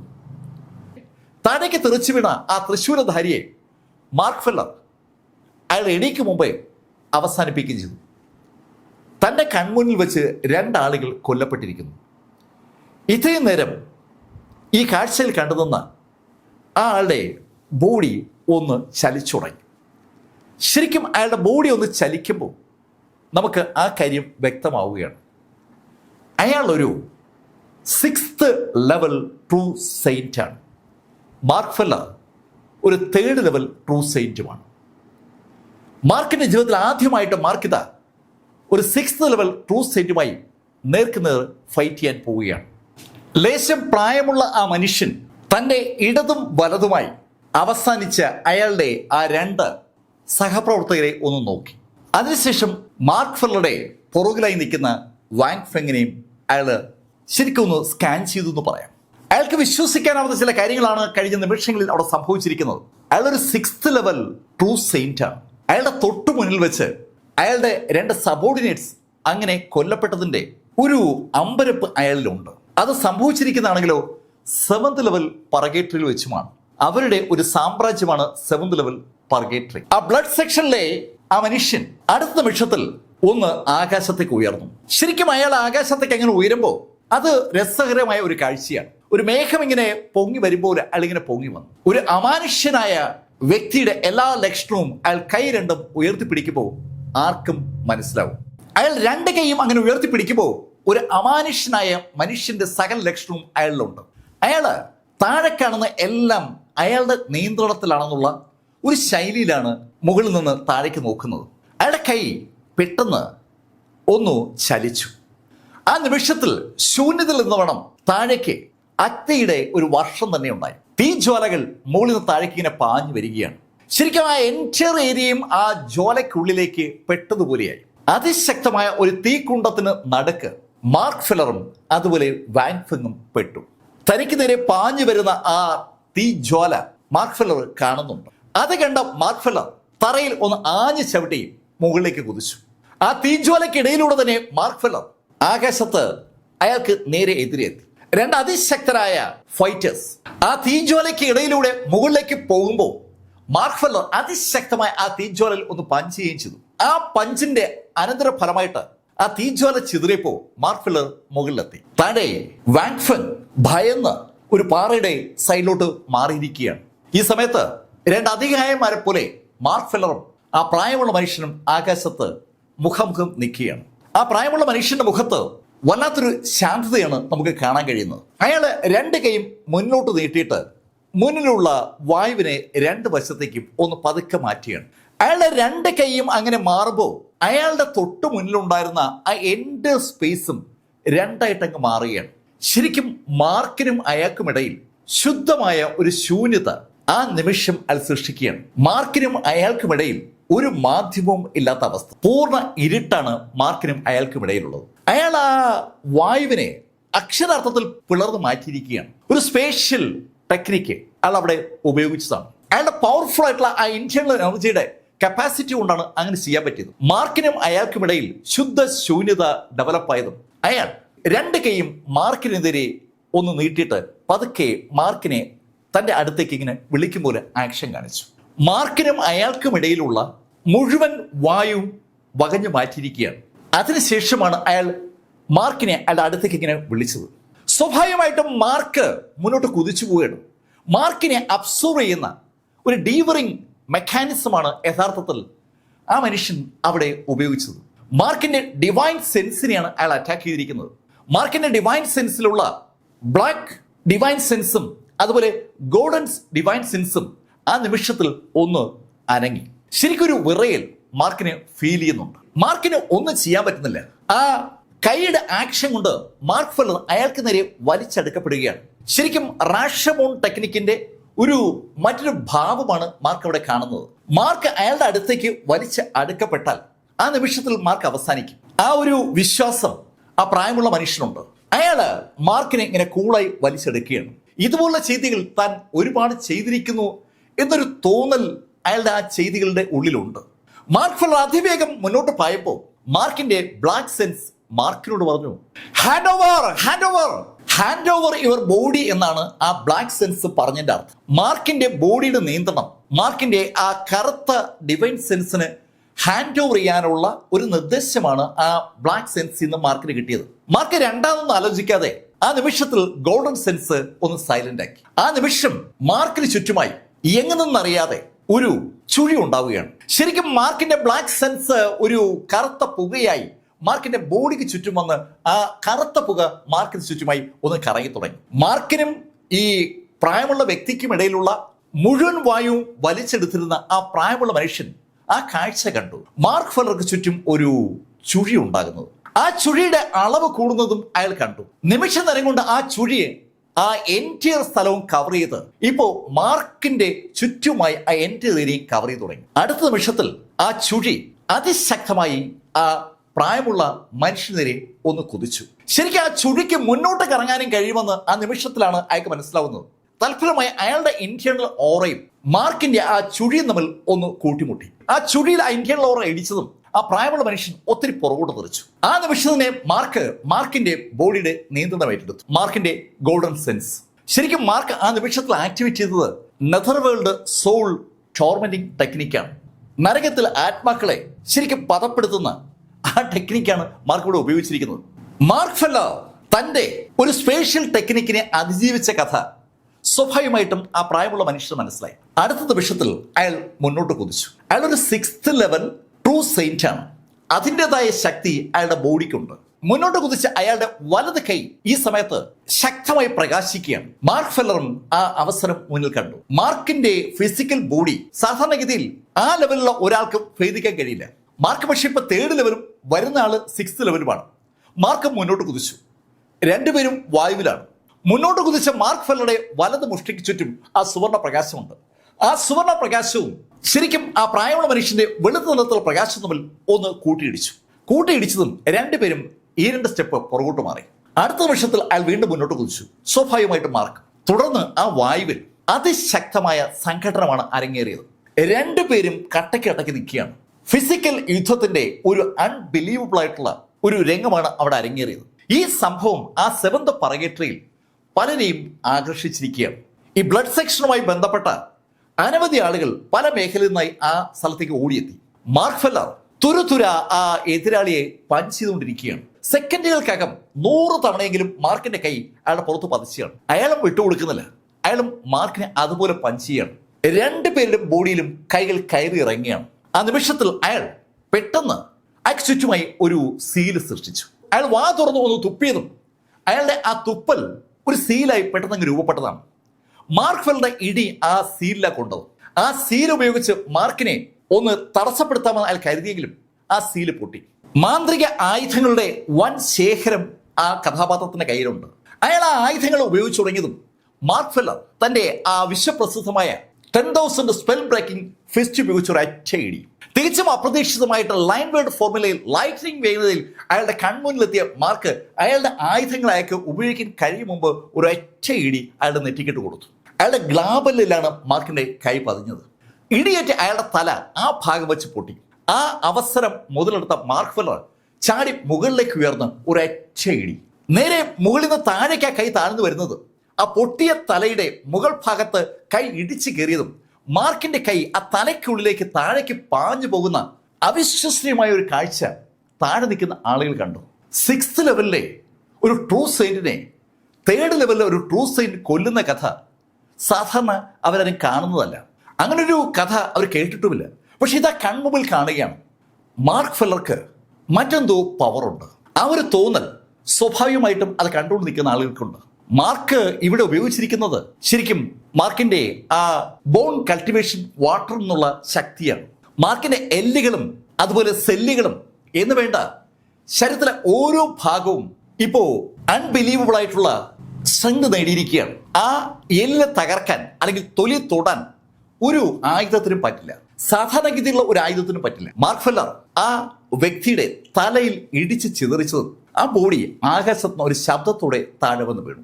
മാർക്കും താഴെ എത്തി. ഈ സമയത്ത് ആ ബ്ലഡ് സെക്ഷനിലെ അനവധി ആളുകൾ മാർക്കിനെ അങ്ങ് വളഞ്ഞു. ഏയ് മാർക്ക്, നീ ഞങ്ങളുടെ സീനിയർ എൽഡറെയാണ് കൊലപ്പെടുത്തിയിരിക്കുന്നത്.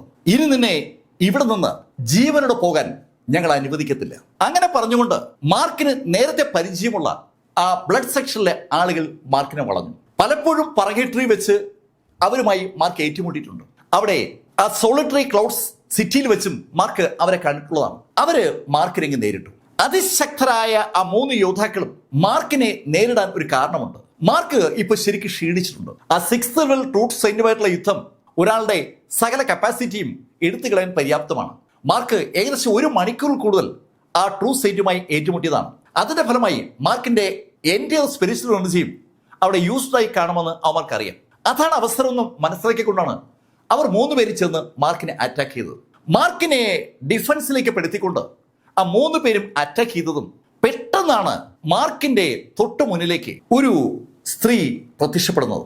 ശരിക്കും അവരെ എപ്പോ എങ്ങനെ എത്തിയെന്ന് ചോദിച്ചാൽ ആർക്കും അറിയത്തില്ല. മാർക്ക് വളരെ ഡിഫൻസിൽ നിൽക്കുമ്പോഴാണ് മാർക്കിന്റെ മുന്നിലേക്ക് ആ സ്ത്രീ വന്നത്. അവര് തിരിഞ്ഞ് മാർക്കിനോട് പറഞ്ഞു, മാർക്ക് ഇനി ഞാൻ നോക്കിക്കോളാം. മാർക്കിന് ആ ശബ്ദവും ആ രൂപവും ശരിക്കും ഒരു ആവേശം ഉണ്ടാക്കുകയാണ്. മാർക്കിന്റെ തൊട്ടു മുന്നിലേക്ക് കടന്നു വന്നത് സാക്ഷാൽ ജൂ ആണ്. ഡീലിയുടെ അടുത്തുനിന്ന് ജൂ ബ്ലാക്ക് പ്ലാറ്റ്ഫോമിലേക്ക് എത്തിയിട്ട് അധികം നേരമായിട്ടില്ല. ജൂ രംഗത്ത് വന്നതും ജൂവിനെ കൗതുകത്തോട് നോക്കിയാണ് ആ മൂവർ സംഘം. ആ മൂവർ സംഘത്തിലെ ചെറുപ്പക്കാരൻ ജൂവിനെ നോക്കി ഒന്ന് ചിരിച്ചു. ഹേയ് സുന്ദരി, ഈ യുദ്ധക്കളത്തിൽ നിനക്കെന്താ കാര്യം? അവൻ അത്രയേ ചോദിച്ചുള്ളൂ. അടുത്ത നിമിഷം ജൂ അവന്റെ മുന്നിലെത്തി. ജൂ മുന്നിലെത്തിയെന്ന് മാത്രമല്ല, ഒരൊറ്റ ഇടിയിടിക്കുകയും ചെയ്തു. ജൂവിന്റെ വേഗതയും ആ ഇടിയുടെ പവറും രണ്ടും അവന്റെ പ്രതീക്ഷയുമായി ഒത്തുപോകുന്ന ഒന്നായിരുന്നില്ല. ഇടിയേറ്റ് അവൻ ഒരു കല്ലെടുത്ത് എറിയുന്ന പോലെ ദൂരേക്ക് തെറിച്ചു. ശരിക്കും അവിടെ വനത്തിൻ്റെതായ ബാലൻസ് ഉള്ള സ്ഥലമാണ്. അനവധി മരങ്ങളിലാണ് അവന്റെ ബോഡി ഒന്ന് ഇടിച്ചത്. മരങ്ങൾ കൂട്ടത്തോടെ താഴേക്ക് വീഴുമ്പോഴേക്കും ബാക്കി 2 പേർക്കും വല്ലാത്തൊരു അമ്പരപ്പ്. അത് കണ്ടതും മാർക്ക് ഫെല്ലർ ജൂവിനെ തന്റെ അടുത്തേക്ക് വിളിച്ചു. ജൂ മടങ്ങി വാ. ജൂ പെട്ടെന്ന് മാർക്കിന്റെ അടുത്തേക്ക് ഓടിയെത്തി. ഏയ് മാർക്ക്, നിനക്കിപ്പോ എങ്ങനെയുണ്ട്? മാർക്കിന്റെ ബോഡിയിൽ കാര്യമായ പരിക്കുണ്ട്. മാർക്ക് ജൂവിനോടും മറുപടി പറയാനായി പോയ ആ നിമിഷത്തിൽ ആകാശം ഒന്ന് കിടുങ്ങി. ശരിക്കും ഒരു സോഡ് ലൈറ്റ് കണ്ണഞ്ചിക്കുന്ന വേഗതയിൽ ആ എൻ്റെ പ്രദേശത്തും വ്യാപിച്ചു. ജൂവും മാർക്കും വാങ്ഫെങ്ങും അമ്പരപ്പോടെ ആ സോഡ് പ്രകാശത്തിന്റെ ദിശയിലേക്ക് നോക്കുമ്പോൾ ആകാശത്തൂടെ ഒരു മനുഷ്യൻ അവിടെ പറന്നിറങ്ങി. ആ മനുഷ്യന്റെ കയ്യിൽ ഒരു സോഡ് ഇരിപ്പുണ്ട്. അയാൾ ആ സോഡ് 2 കൈ കൊണ്ട് പിടിച്ചിരിക്കുകയാണ്.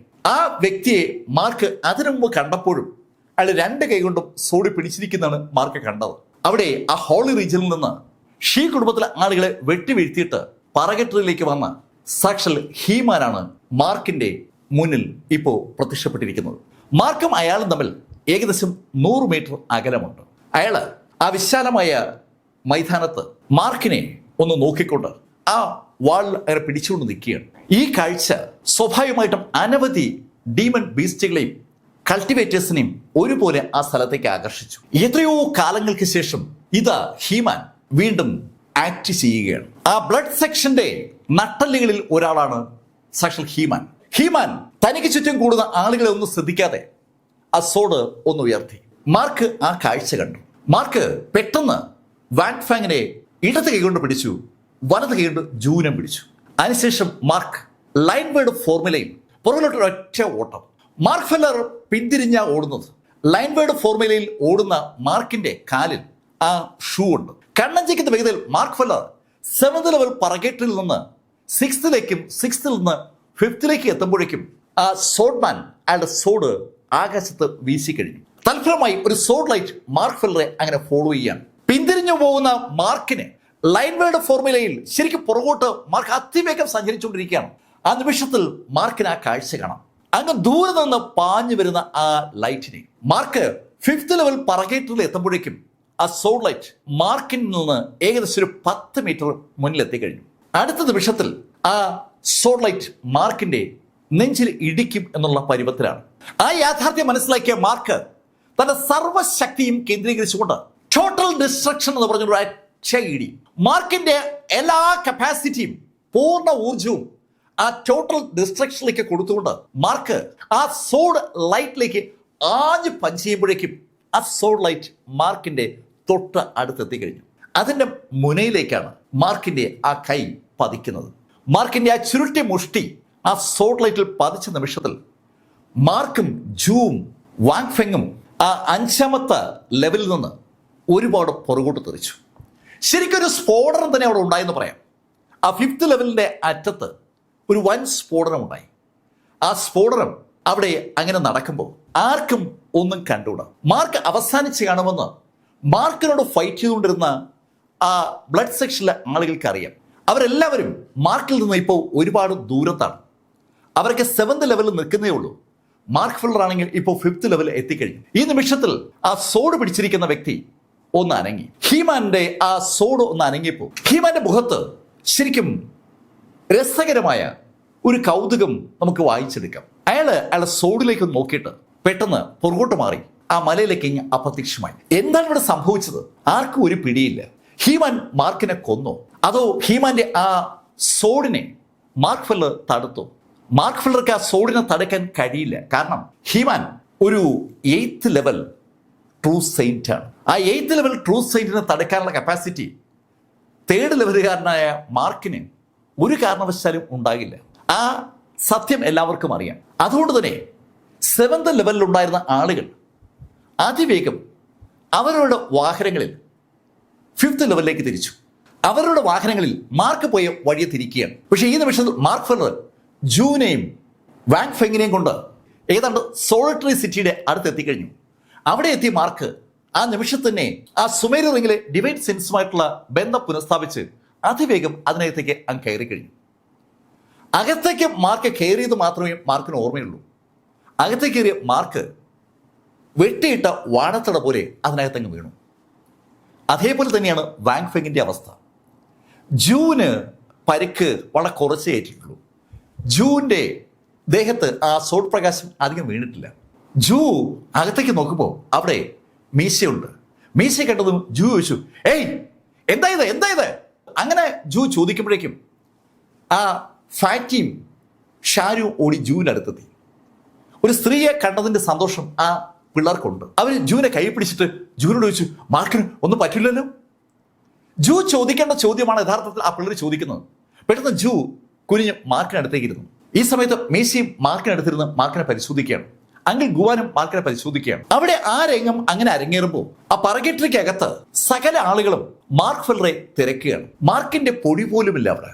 മാർക്ക് കൊല്ലപ്പെട്ടോ അതോ രക്ഷപ്പെട്ടോ?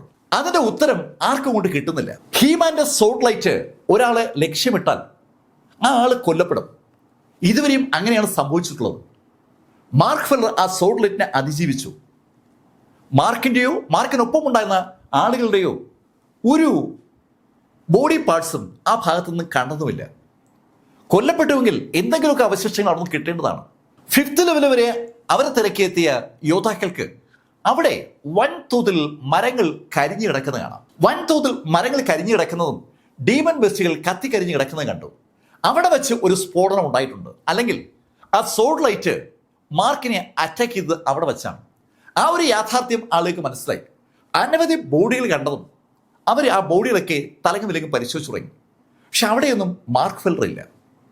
ഈ സമയത്ത് മാർക്ക് പൂർണ്ണമായും നിശ്ചലനായി ആ സുമേരി റിങ്ങിനകത്ത് അങ്ങനെ കിടക്കുകയാണ്. മാർക്കിന് ബോധം വീഴുമ്പോഴേക്കും ഏകദേശം 10 ദിവസമായി. ബോധം വീണ മാർക്ക് ആദ്യം നോക്കിയത് സാക്ഷാൽ ജൂവിന്റെ മുഖത്തേക്കാണ്. ജൂ മാർക്കിനെ തന്നെ നോക്കിയിരിക്കുകയാണ്. മാർക്ക് കണ്ണുറന്ന് കണ്ടതും ജൂ മാർക്കിന്റെ ഷോൾഡറിൽ ഒറ്റ ഇടി. ഛേ, നീ എന്നെ വല്ലാതെ പേടിപ്പിച്ചളഞ്ഞു. അത് കേട്ടുകൊണ്ടാണ് മാർക്ക് എണീക്കുന്നത്. മാർക്ക് ജൂവിനോട് ചോദിച്ചു, അല്ല ജൂ എങ്ങനെ ഇവിടെ എത്തിയത്? മാർക്ക്, ഞാൻ ആ ഓൾഡ് മാൻ്റെ താടി വലിച്ച് ശല്യം ചെയ്തപ്പോൾ എന്നെ അവര് അവിടെ നിന്ന് ഇങ്ങോട്ട് ടെലിപ്പോർട്ട് ചെയ്തതാണ്. ഏയ് ജൂ എന്ത് മണ്ടത്തരമാണ് കാണിച്ചത്? ഇവിടുന്ന് തിരിച്ചു പോകാൻ പറ്റില്ലെന്ന് അറിയില്ലേ? മാർക്ക്, എനിക്ക് തിരിച്ചു പോകാനൊന്നും ഒരു താല്പര്യമില്ല. ഞാൻ നിന്നോടൊപ്പം നിൽക്കാനല്ലേ വന്നത്. പെട്ടെന്ന് ജൂ ആ ആളുകളെല്ലാം നോക്കിയിട്ട് ഉറക്കെ ചോദിക്കണം, അല്ല ഇവിടെ കഴിക്കാനൊന്നുമില്ലേ? ജൂ ടെലിപ്പോർട്ടേഷൻ വഴി ആ ബ്ലാക്ക് പ്ലാറ്റ്ഫോമിൽ എത്തുമ്പോഴാണ് മാർക്ക് ഫില്ലർ അവിടെ പറകെറ്റിലേക്ക് പോയ കാര്യം അറിയുന്നത്. ജൂ മാർക്കിനെ ഫോളോ ചെയ്താണ് ആ 7th പറകെറ്റിലെത്തിയത്. അത് 2-3 ദിവസം എടുത്തു. അവിടെ എത്തിയപ്പോഴാണ് മാർക്ക് ആ സംഘടന രംഗത്തിലാണെന്നുള്ള കാര്യം മനസ്സിലാക്കുന്നത്. അതുകൊണ്ട് തന്നെ ജൂവിന് ഈ ഭക്ഷണ പരിപാടിയൊന്നും നടന്നില്ല. ജൂ കാര്യം പറഞ്ഞതും ഉടൻ അതിന് പരിഹാരം ഉണ്ടായി. വേഗം തന്നെ അടിപൊളി വൈൽഡ് അനിമൽസിനെയൊക്കെ സംഘടിപ്പിച്ച് ഫ്രൈ ചെയ്ത് ഇഷ്ടംപോലെ ഭക്ഷണങ്ങൾ ഒരുക്കി. ഭക്ഷണം കഴിച്ചു തുടങ്ങിയോടുകൂടി ജൂ ശരിക്കും ഉന്മേഷത്തിലായി. ബാക്കി കാര്യങ്ങളിലൊന്നും ജൂവിനൊരു താല്പര്യമില്ല.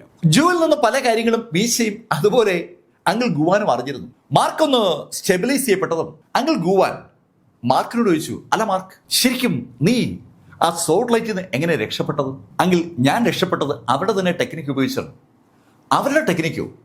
അതെ അങ്കിൾ, ഞാൻ വാങ്ങിനെ രക്ഷിക്കുന്ന സമയത്ത് ഒരു പ്രായമുള്ള മനുഷ്യരുമായിട്ട് ഏറ്റുമുട്ടിയിരുന്നു. അയാൾ ഒരു പ്രത്യേക ടെക്നിക്ക് ഉപയോഗിച്ചത് ഞാൻ കണ്ടു. അയാളുടെ ടെക്നിക്ക് അയാൾ ഉപയോഗിച്ചപ്പോൾ ഞാൻ ശരിക്കും അയാളെ പഠിക്കുകയായിരുന്നു. ആ ടെക്നിക്ക് തന്നെയാണ് ഞാനിവിടെ ആ സോൾ ലൈറ്റിൽ നിന്ന് രക്ഷപ്പെടാൻ ഉപയോഗിച്ചത്. ടോട്ടൽ ഡിസ്ട്രക്ഷൻ എന്ന് ഞാൻ പേരിട്ട് വിളിച്ച ആ ടെക്നിക്കിൽ നമ്മുടെ എൻറ്റയർ ഊർജവും പ്രകൃതിയുടെ ഊർജവും സംയോജിപ്പിച്ചുകൊണ്ടുള്ള ഒരു ഡിഫൻസ് ഉണ്ടാവും. ആ ഡിഫൻസ് എൻ്റെ ബോഡിയിലുള്ള ബോൺ കൾട്ടിവേഷൻ വാട്ടറുമായി കൂടിച്ചേർന്നപ്പോൾ എനിക്കൊരു പ്രൊട്ടക്ഷൻ കിട്ടിയതാണ്. ശരിക്കും മാർക്ക് ഈ കാര്യങ്ങളൊക്കെ എങ്ങനെയാണ് ഇത്ര വേഗത്തിൽ പഠിച്ചെന്ന് ചോദിച്ചാൽ മാർക്കിനും അറിയത്തില്ല, അങ്കിൾ യുവാനും അറിയില്ല. മീശ അമ്പരം നിൽക്കുകയാണ്. ഏയ് മാർക്ക്, നീ ഇത് എപ്പോഴാണ് പഠിച്ചത്? മീശ, ഞാൻ പറഞ്ഞല്ലോ, ആ ഫൈറ്റ് നടക്കുന്നതിനിടയിൽ എതിരാളി ഉപയോഗിച്ച ആ സ്പെല്ല് പഠിച്ചു നിൽക്കാൻ കഴിയാന്ന് പറഞ്ഞാൽ അതൊരു ചെറിയ സംഭവമേ അല്ല. മാർക്ക് ഈ ശൈലിയിൽ പഠനം നടത്തുന്നത് ആദ്യമായിട്ടല്ല. അനവധി തവണ മാർക്ക് എതിരാളിയുടെ ആ ടെക്നിക്ക് പഠിച്ചിട്ടുണ്ട്. ശരിക്കും അതിൽ മാർക്കിൻ്റെ ആശാൻ സാക്ഷാൽ ശ്രീഹരിയാണ്. ശ്രീഹരി ആ സഥേൻ ലാൻഡിൽ നിന്ന് ആ ഡെഡ് റിവർ നീന്തിക്കടന്ന് മറുകരെ എത്തിയപ്പോൾ തന്നെ അവിടെയുള്ള ആ സ്പെല്ലുകളുടെ ബേസ് ഒറ്റ നോട്ടത്തിൽ പഠിച്ചിരുന്നു. ശരിക്കും ലൈറ്റനിങ് വേഗതയിലാണ് ശ്രീഹരി അത് പഠിച്ചത്. ആ ഒരു ശൈലി മാർക്കിനുമുണ്ട്. മാർക്കിനും ശ്രീഹരിക്കുള്ള പ്രത്യേകത, രണ്ടുപേർക്കും ശരിക്കും നല്ല ബേസ് ഉണ്ട്. ആ ബേസിൽ നിന്നുകൊണ്ട് അവർ കാര്യങ്ങൾ കാണുമ്പോൾ ടെക്നിക്കുകളുടെ വ്യത്യാസം മനസ്സിലാക്കാൻ വളരെ എളുപ്പമാണ്. പിന്നെ പഠനം എന്ന് പറയുന്നത് സിമ്പിളാണ്. എന്തായാലും അടുത്ത ഒരു മാസം മാർക്ക് ഫെല്ലറും സംഘങ്ങളും ഒക്കെ ആ സുമേരു റിങ്ങിനകത്ത് തന്നെ ഉണ്ടായിരുന്നു. മാർക്ക് ജൂവിനോട് ഹോളി റിജിലെ സംഭവ വികാസങ്ങളൊക്കെ ചോദിച്ചറിഞ്ഞു. അവിടെ അനവധി ആളുകൾ ട്രൂ സെയിന്റായി മാറിയ കഥയൊക്കെ മാർക്ക് ഫെല്ലറോട് ജൂ പങ്കുവയ്ക്കുകയും ചെയ്തു. ഇതിനിടയിലാണ് വാങ് പതുക്കെ ബോധത്തിലേക്ക് മടങ്ങിയെത്തിയത്. അവൻ ശരിക്കും ഭയന്നിരിക്കുകയായിരുന്നു. വാങ്ങിന്റെ ലൈഫ് അവസാനിച്ചു എന്ന് വാങ്ങി കരുതുമ്പോഴാണ് മാർക്ക് ആ 7th ലെവൽ പറകേറ്റിൽ എത്തിയതും അവനെ രക്ഷിച്ചത്. വാങ് സംസാരിക്കാനുള്ള പരുവത്തിലെത്തിയതും മീശയും മാർക്കും വാങ്ങിനോട് സംസാരിച്ചു തുടങ്ങി. വാങ്ങിന് സംസാരിക്കാൻ കഴിയുന്ന പരുവമായതും മാർക്ക് ഫെല്ലർ വാങ്ങിനോട് ചോദിച്ചു, അല്ല വാങ്, അവിടെ ആ 7th പറകേറ്ററിയിൽ ഒരു മിസ്റ്റിക് വേൾഡ് ഉണ്ടെന്ന് പറയുന്നത് വാസ്തവമാണോ? മാർക്ക്, അങ്ങനെയാണ് എല്ലാവരും പറയുന്നത്. വാങ്, ആ മിസ്റ്റിക് വേൾഡിലേക്കുള്ള വാതിൽ കണ്ടെത്താൻ നിനക്ക് സത്യത്തിൽ പറ്റിയോ? മാർക്ക്, ഞാനൊരു ശ്രമം നടത്തിയായിരുന്നു.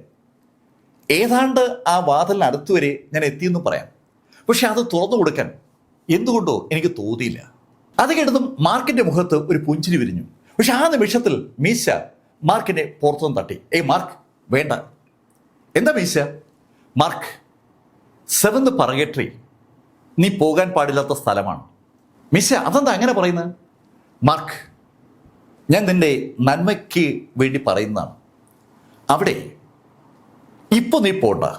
നീ കുറെ കൂടി ശക്തി ആർജിച്ചിട്ട് പോകുന്നതിനെ കുറിച്ച് ആലോചിക്കുന്നത് തെറ്റില്ല. പക്ഷെ ഇപ്പോൾ പോണ്ട. അവിടെ ഇനി നീ പോയാൽ നിനക്ക് അവിടെ നിന്ന് രക്ഷപ്പെടാൻ പറ്റില്ല. 7th പറകേറ്ററിയിൽ മാർക്കിനേക്കാൾ കപ്പാസിറ്റിയുള്ള അനവധി ആളുകളുണ്ട്. ഇനി മാർക്ക് ആ ഭാഗത്തെങ്ങാനും ചെന്നാൽ മാർക്കിനെ അവർ കൊല്ലുമെന്നുള്ള കാര്യത്തിൽ മീശയ്ക്ക് ഒരു സംശയമില്ല. മീശ നേരത്തെ 7th പറകേറ്ററിയിൽ പോയിട്ടുള്ള ആളാണ്. അവിടെ മാർക്കിനെ അപകടപ്പെടുത്താൻ സാധ്യതയുള്ള ഒരുപാട് കാര്യങ്ങളുണ്ടെന്ന് മീശയ്ക്ക് നന്നായിട്ട് അറിയാം. മാർക്ക് വാങ്ങിനെയും മീശയും തമ്മിൽ പരിചയപ്പെടുത്തിയതും അവർ തമ്മിൽ പിന്നീട് സംഭാഷണം ആരംഭിച്ചു. രണ്ടുപേർക്കും ഇഷ്ടമുള്ള വിഷയം ഫോർമേഷനാണ്. കളങ്ങൾ ഒരുക്കുന്നതിൽ മീശ ഒരു രാജാവാണ്. ആ മീശയെ വാങ്ങിൻ്റെ അറിവ് തെല്ലെന്നുമല്ല അമ്പരപ്പിച്ചത്. വാങ് വളരെ പ്രായം കുറഞ്ഞൊരു വ്യക്തിയാണ്.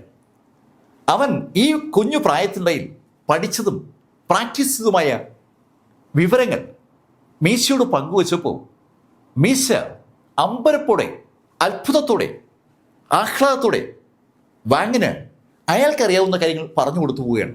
ശരിക്കും തനിക്ക് ഈ കാര്യങ്ങളൊക്കെ പങ്കുവയ്ക്കാൻ ഒരു ശിഷ്യനെ കിട്ടിയേണ്ട സന്തോഷം സ്വാഭാവികമായിട്ടും മീശയിലുണ്ടാവുകയാണ്. മീശയ്ക്ക് മാർക്കിനുള്ള അടുപ്പവും അങ്ങനെയാണ്. മാർക്കിന് കുറേയേറെ കഴിവുകളുണ്ട്. കഴിവുള്ള ആളുകളെ മീശയ്ക്ക് വലിയ ഇഷ്ടമാണ്.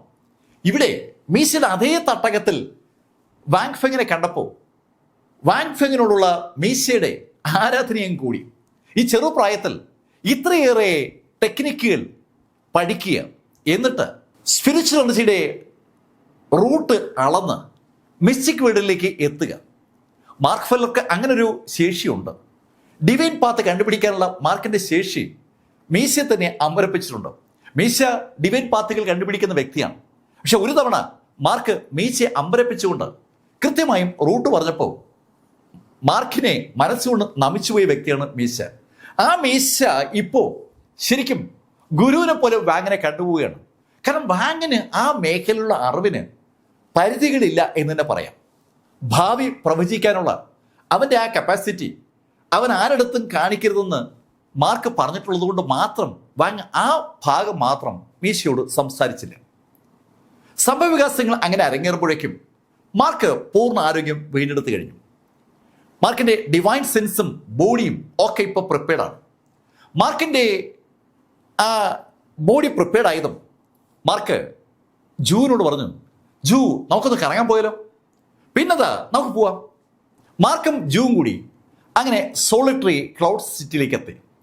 സോളിറ്ററി ക്ലൗഡ് സിറ്റിയിൽ എത്തിയതും ജൂ മാർക്കിനോട് പറഞ്ഞു, മാർക്ക് നിനക്ക് എന്തോ പർച്ചേസ് ചെയ്യാനൊക്കെ ഇല്ലേ, നീ അത് ചെയ്യ്, ഞാൻ ഇവിടേക്ക് ഒന്ന് കറങ്ങാം. ഒരു ടൗണിൽ വന്നതിൻ്റെ സന്തോഷം ജൂവിനുണ്ട്.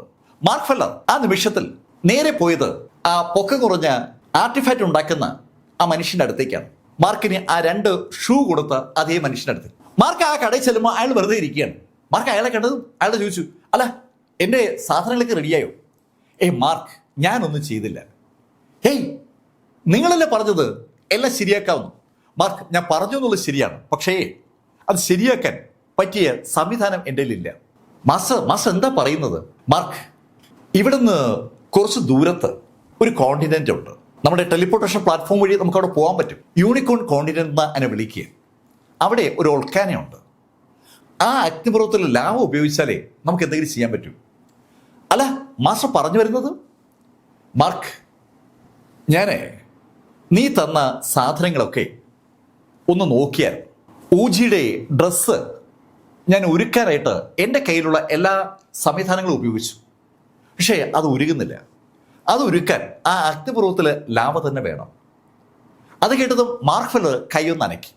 മാർക്കിൻ്റെ കയ്യിൽ പർപ്പിൾ ഫ്ലെയിമാണ് ഉള്ളത്. ആ പർപ്പിൾ ഫ്ലെയിം കണ്ടതും ആ ആർട്ടിഫാക്റ്റ് ഉണ്ടാക്കുന്ന ആള് ആ മാസ്റ്റർ മാർക്കിനോട് പറഞ്ഞു, മാർക്ക് ഈ പർപ്പിൾ ഫ്ലെയിം കൊണ്ടൊന്നും കാര്യമില്ല. ഞാൻ പറഞ്ഞല്ലോ ആ ഒൾക്കനയിലെ ലാവ തന്നെ വേണം. മാർക്ക് നീ ഭയപ്പെടുന്നത് വേണ്ട, ഞാൻ പലതവണ അവിടെ പോയിട്ടുണ്ട്, നമുക്ക് അവിടെ പോവാം, അവിടെ പോയി ആ കാര്യം ചെയ്യാം. അങ്ങനെ ആ ആയുധം ഉണ്ടാക്കുന്ന ആൾ പറഞ്ഞതും മാർക്ക് അയാൾക്കൊപ്പം ആ കോണ്ടിനെന്റിലെ ആ ബ്ലാക്ക് പ്ലാറ്റ്ഫോം പ്ലേസിലേക്ക് പോയി. ഒരുപാട് പ്ലാറ്റ്ഫോമുകൾ അവിടെ ഉണ്ട്.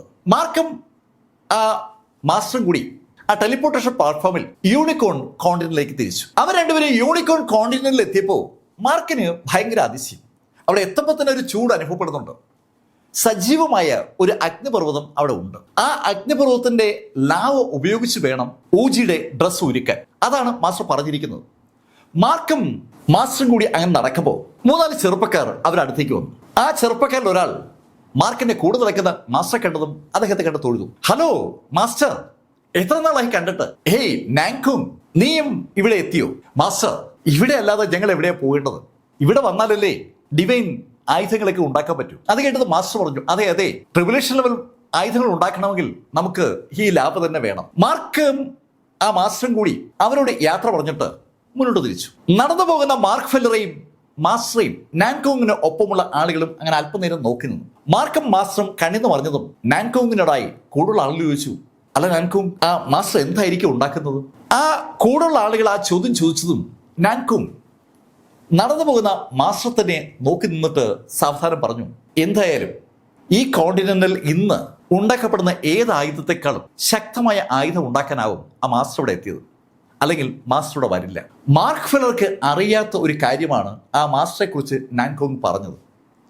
മാർക്ക് ഒരു പൊക്കം കുറഞ്ഞ ഒരു മാസ്റ്റർ, ആയുധം ഉണ്ടാക്കുന്ന ആള്, അങ്ങനെ മാത്രമാണ് അയാളെ കരുതിയിരുന്നത്. പക്ഷെ അയാൾ ശരിക്കും ഈ ആയുധം ഉണ്ടാക്കുന്ന പ്രക്രിയയിൽ ദൈവത്തിന് തുല്യനാണ്. അയാൾ ആ യൂണിക്കോൺ കോണ്ടിനെന്റിൽ ഒരു കാര്യത്തിന് വന്നാൽ അതിന്റെ അർത്ഥം അയാൾ ഒരു ട്രിബുലേഷൻ ലെവൽ ആയുധം ഉണ്ടാക്കുന്നു എന്നാണ്. ആ മാസ്റ്റർ അവിടെ എത്തിയ കാര്യം പതുക്കെ അവിടെ അങ്ങ് സ്പ്രെഡ് ആവുകയാണ്. ഈ സംഭവവികാസങ്ങൾ അറിയാതെ മാർക്കും ആ മാസ്റ്ററും കൂടി നടന്ന് ആ അഗ്നിപർവ്വതത്തിന്റെ അടുത്തെത്തി. ദൂരനിന്നേ അവർക്ക് ആ കാഴ്ച കാണാം. നല്ല തിളച്ചു മറിയുന്ന ലാവയുടെ ഒരു പ്രസൻസ് അവർക്ക് അറിയാൻ പറ്റും. അതിൻ്റെതായ ഒരു ചൂടും പുകയും ഒക്കെ ആ ഭാഗത്തുണ്ട്. ആ അഗ്നിപർവ്വതത്തിന്റെ ചുറ്റുമായി അനവധി പ്ലാറ്റ്ഫോമുകളിൽ അനവധി ആളുകൾ പലതരത്തിലുള്ള ഉൽപ്പന്നങ്ങൾ ഉണ്ടാക്കിക്കൊണ്ടിരിക്കുകയാണ്. ഈ പ്രപഞ്ചത്തിൻ്റെ പല ഭാഗത്തുള്ള ആളുകൾ അവിടേക്ക് എത്തിയിട്ടുണ്ട്. അവർക്കൊക്കെ അവരുടെ കൈവശമുള്ള മെറ്റീരിയൽസിനെ ഒരുക്കാൻ കപ്പാസിറ്റി ഉള്ള ഒരു ഊർജ്ജ സോഴ്സ് അനിവാര്യമായും വേണം. ആ ഊർജ്ജ സോഴ്സായി അവരെല്ലാവരും കാണുന്നത് ആ ലാവയാണ്. അതുകൊണ്ട് തന്നെ പ്രപഞ്ചത്തിലെ വിവിധ ഭാഗങ്ങളിൽ നിന്നുള്ള ആളുകൾ അവിടെ എത്തിയിരിക്കുന്നത്. മാർക്ക് ഫെല്ലർ കൗതുകത്തോടെ ചുറ്റും കാണുന്ന ആളുകളെ നോക്കി. മാർക്ക് നിൽക്കുന്നിടത്തുനിന്ന് ഒത്തിരി ദൂരെയായിട്ട് ഒരുപാട് ആളുകളുണ്ട്. മാർക്ക് ഫെല്ലറും മാസ്റ്ററും കുറച്ചുകൂടി അടുത്തേക്ക് നടന്നു. അത്ര അടുത്തേക്ക് മാർക്ക് ഫെല്ലറും മാസ്റ്ററും കൂടി ആ ലാവ കേന്ദ്രത്തിൻ്റെ അടുത്തേക്ക് നടക്കുമ്പോൾ അത്രയും അടുത്ത് വേറെ ആരും എത്തുന്നില്ല. എല്ലാവരും 200-300 മീറ്ററെങ്കിലും മാറിയാണ് പ്ലാറ്റ്ഫോമുകൾ ഒരുക്കിയിരിക്കുന്നത്. അവർക്ക് ജീവനിൽ പേടിയുണ്ട്.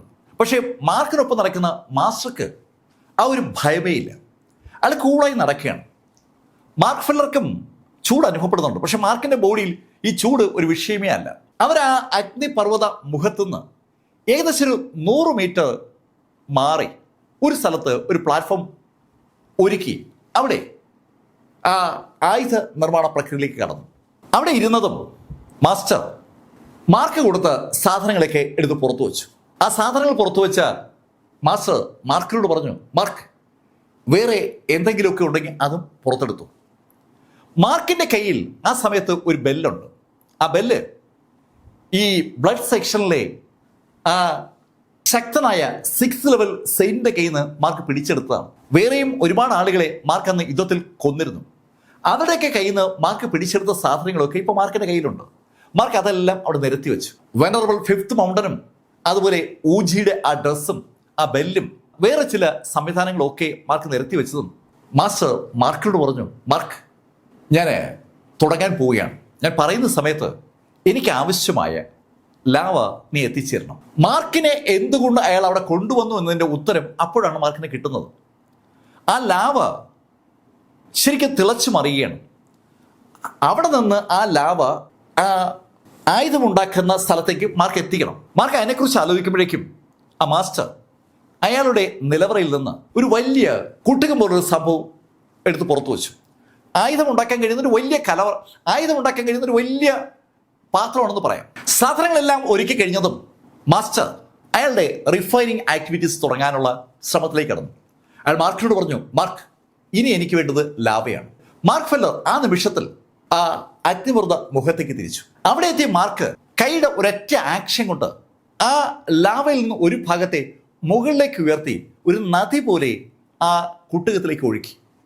ശരിക്കും മാർക്കിൻ്റെ ആ ആക്ഷൻ മറ്റ് പ്ലാറ്റ്ഫോമിൽ നിൽക്കുന്ന ആളുകൾക്ക് വല്ലാത്തൊരു അത്ഭുതം ഉണ്ടാക്കുകയാണ്. അവർ പലരും ഈ ശൈലിയിലേക്ക് തന്നെയാണ് ഈ ലാവ സംഘടിപ്പിച്ചത്. അവരുടെ അതിശക്തമായ സ്പെൽ ആക്ടിവേറ്റ് ചെയ്യുമ്പോൾ ലാവ മുകളിലേക്ക് വരും. ആ ലാവയെ അവരൊന്ന് ചാനലൈസ് ചെയ്ത് അവരുടെ കുട്ടകത്തിലേക്ക് എത്തിക്കും, ആ റിഫൈൻ ചെയ്യാനുള്ള പാത്രത്തിലേക്ക്. മാർക്ക് ഫെല്ലറുടെ ആ കൈയുടെ ആക്ഷൻ കൗതുകത്തോടെ പലരും വീക്ഷിക്കുന്നുണ്ട്. മാർക്കിനെ അങ്ങനെ ഒരു വീക്ഷിക്കാനുള്ള കാരണം മാർക്ക് വെറും ഒരു 3rd ലെവൽ ട്രൂ സെയിന്റ് ആയതാണ്. അവർ പലരും 5th ലെവലും 6th ലെവലൊക്കെയാണ്. അവരിൽ പലരും മാർക്കിനേക്കാൾ മുകളിലുള്ള കക്ഷികളാണ്. അവർക്കൊക്കെ തന്നെ ആ ലാവ അങ്ങനെ എത്തിക്കാൻ ഒത്തിരി ബുദ്ധിമുട്ടുണ്ടായി. പക്ഷെ മാർക്ക് വളരെ അനായാസമായിട്ടാണ് ആ പ്രക്രിയ കംപ്ലീറ്റ് ചെയ്തത്. ആ കുട്ടത്തിനകത്തേക്ക് നല്ല തിളച്ചു മറിയുന്ന ലാവ അങ്ങനെ വന്ന് വീഴുമ്പോൾ ഒരു സ്പൂണുമായി ആ ലാവയെ കൺട്രോൾ ചെയ്യുകയാണ് സാക്ഷാൽ മാസ്റ്റർ. ആ ലാവ ആ കുട്ടകത്തിനകത്ത് ആവശ്യത്തിന് നിറഞ്ഞു കഴിഞ്ഞതും മാസ്റ്റർ മതി എന്നുള്ള ആക്ഷൻ കാണിച്ചു.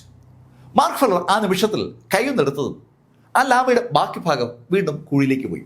ശരിക്കും ഒരു മാജിക് ആക്ഷൻ പോലെയാണ് ആ കുഴിയിൽ നിന്ന് ഈ പാത്രത്തിലേക്ക് ആ ലാവ കൊണ്ടുവന്നത്.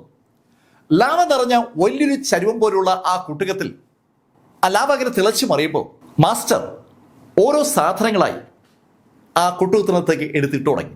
വെനറബിൾ 5th മൗണ്ടനും ബെല്ലും മറ്റ് സംവിധാനങ്ങളൊക്കെ എടുത്തിട്ടപ്പോൾ അതൊക്കെ ആ ലാവയുമായി പ്രതികരിക്കുന്നുണ്ട്. പക്ഷേ ഊജിയുടെ ഡ്രസ്സ് എടുത്തിട്ടപ്പോൾ ഡ്രസ്സ് മാത്രം അനങ്ങുന്നില്ല. ഡ്രസ്സ് അതുപോലെ കിടക്കുകയാണ്. ശരിക്കും എന്തിനേയും ദഹിപ്പിക്കാനുള്ള കപ്പാസിറ്റി ആ ലാവയ്ക്കുണ്ട്. എന്നിട്ടും ആ ലാവയ്ക്ക് ഊജിയുടെ ഡ്രസ്സിനെ തൊടാനേ പറ്റുന്നില്ല. കഥയുടെ ഈ ഭാഗം ഞാനിവിടെ അവസാനിപ്പിക്കുന്നു. അടുത്ത ഭാഗവുമായി അടുത്ത ദിവസം വീണ്ടും കാണാം. ഇതുവരെ മാർക്ക് ഫെല്ലറുടെ കഥ നിങ്ങളോട് പറഞ്ഞത് എം ലൈഫിൽ നിന്ന് BS ചന്ദ്രമോഹൻ. കമന്റിൽ ചെയ്യുക. Thank you.